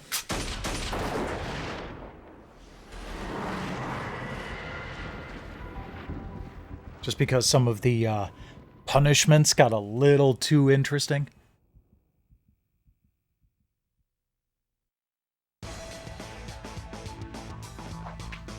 This game has been on my wish list for a long time and I've just never been able to find it.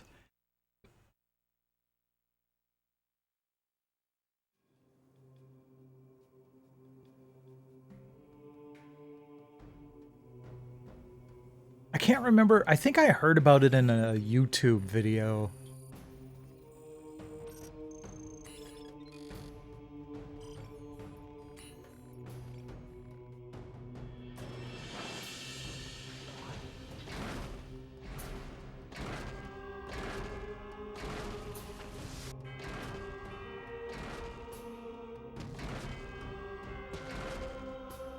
Some really smooth animation. At 2071 or 2073, I couldn't really tell.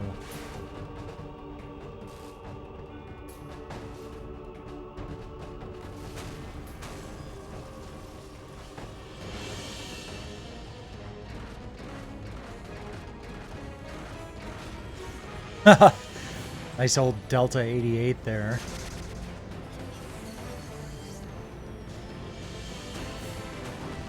Parents had a Delta 88 for a while.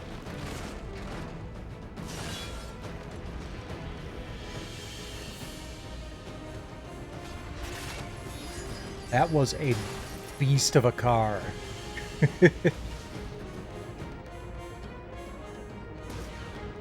Like, my mom was picking me up from school and she was coming down a hill.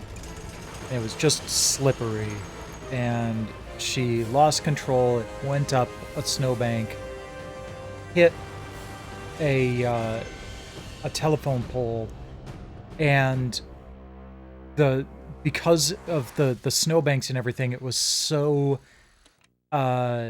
narrow that the rear end of the car actually swung out and caught the other snowbank on the other side of the road. And someone in a cheap plastic deal, the kind you'd probably see in Midnight Club 3, came down the street, smashed into the passenger side of the car. The plastic car was totaled. Our car had a dent in the door. That's it. She took a bigger chunk out of the telephone pole than the telephone pole took out of the car.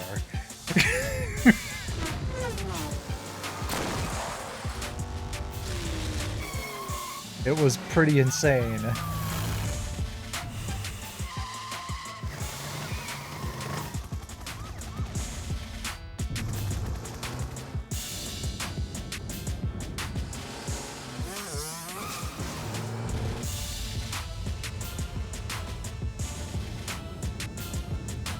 I liked the original Midnight Club, but I kind of moved on to other games after that one. The original Midnight Club was one of the few like release games, so it had that going for it. But it was still kind of an interesting open world driving game.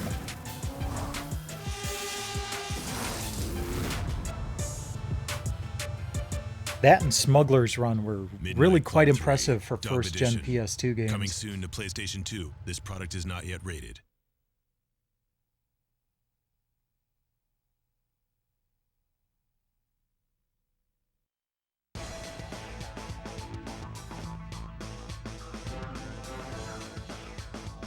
Okay, then we've got that Ys, the Ark of Nephistum. Not sure which number that is, if it's Ys 6 or 7.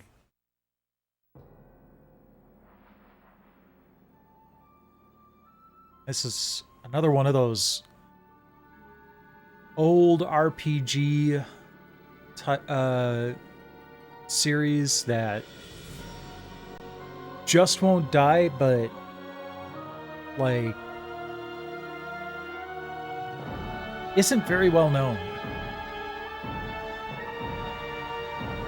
I never got into the first couple of these titles because the gameplay mechanic is kind of weird. You basically have to run into the enemies to do damage.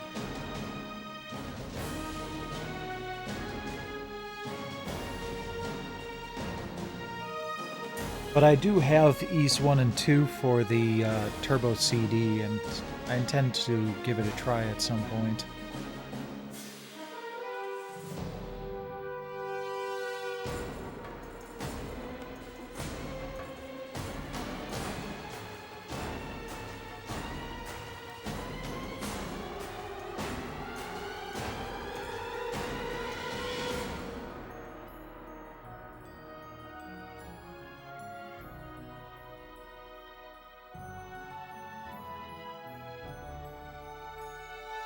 Looks pretty decent.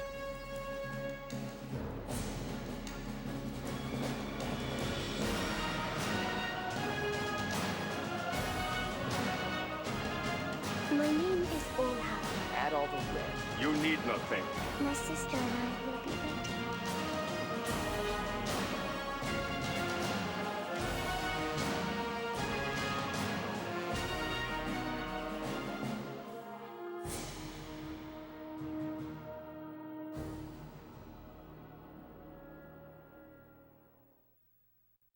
Dawn of Ys? Was that supposed to be like a remake of the original? Okay. There's the Tekken spin-off Death by Degrees.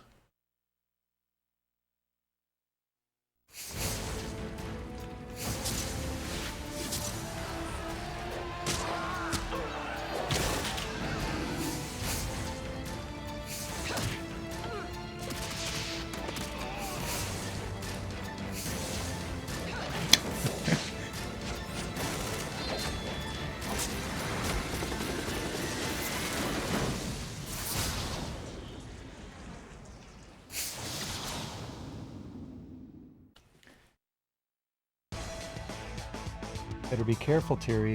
If you get too close, I'm gonna scoop you. Wonder if we'll get to hear more of that wonderful music.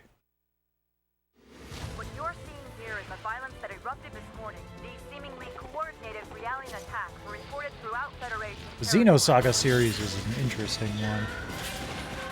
The only problem is that I haven't really played it very much, because the third game in the series has like always been ridiculously expensive, and I don't want to get started on a series that I can't finish. And Tekken 5. There's our last video of the night. This game has not yet been rated. Thank you.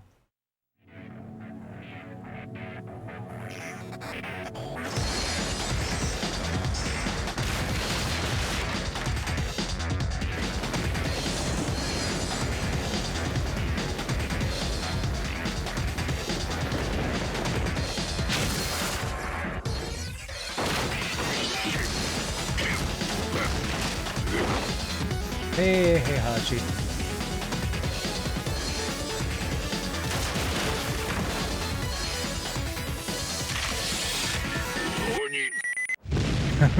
Oh shit. Heihachi Mishima is dead. Are we sure? Guy's been thrown off more cliff sides than Thelma and Louise combined.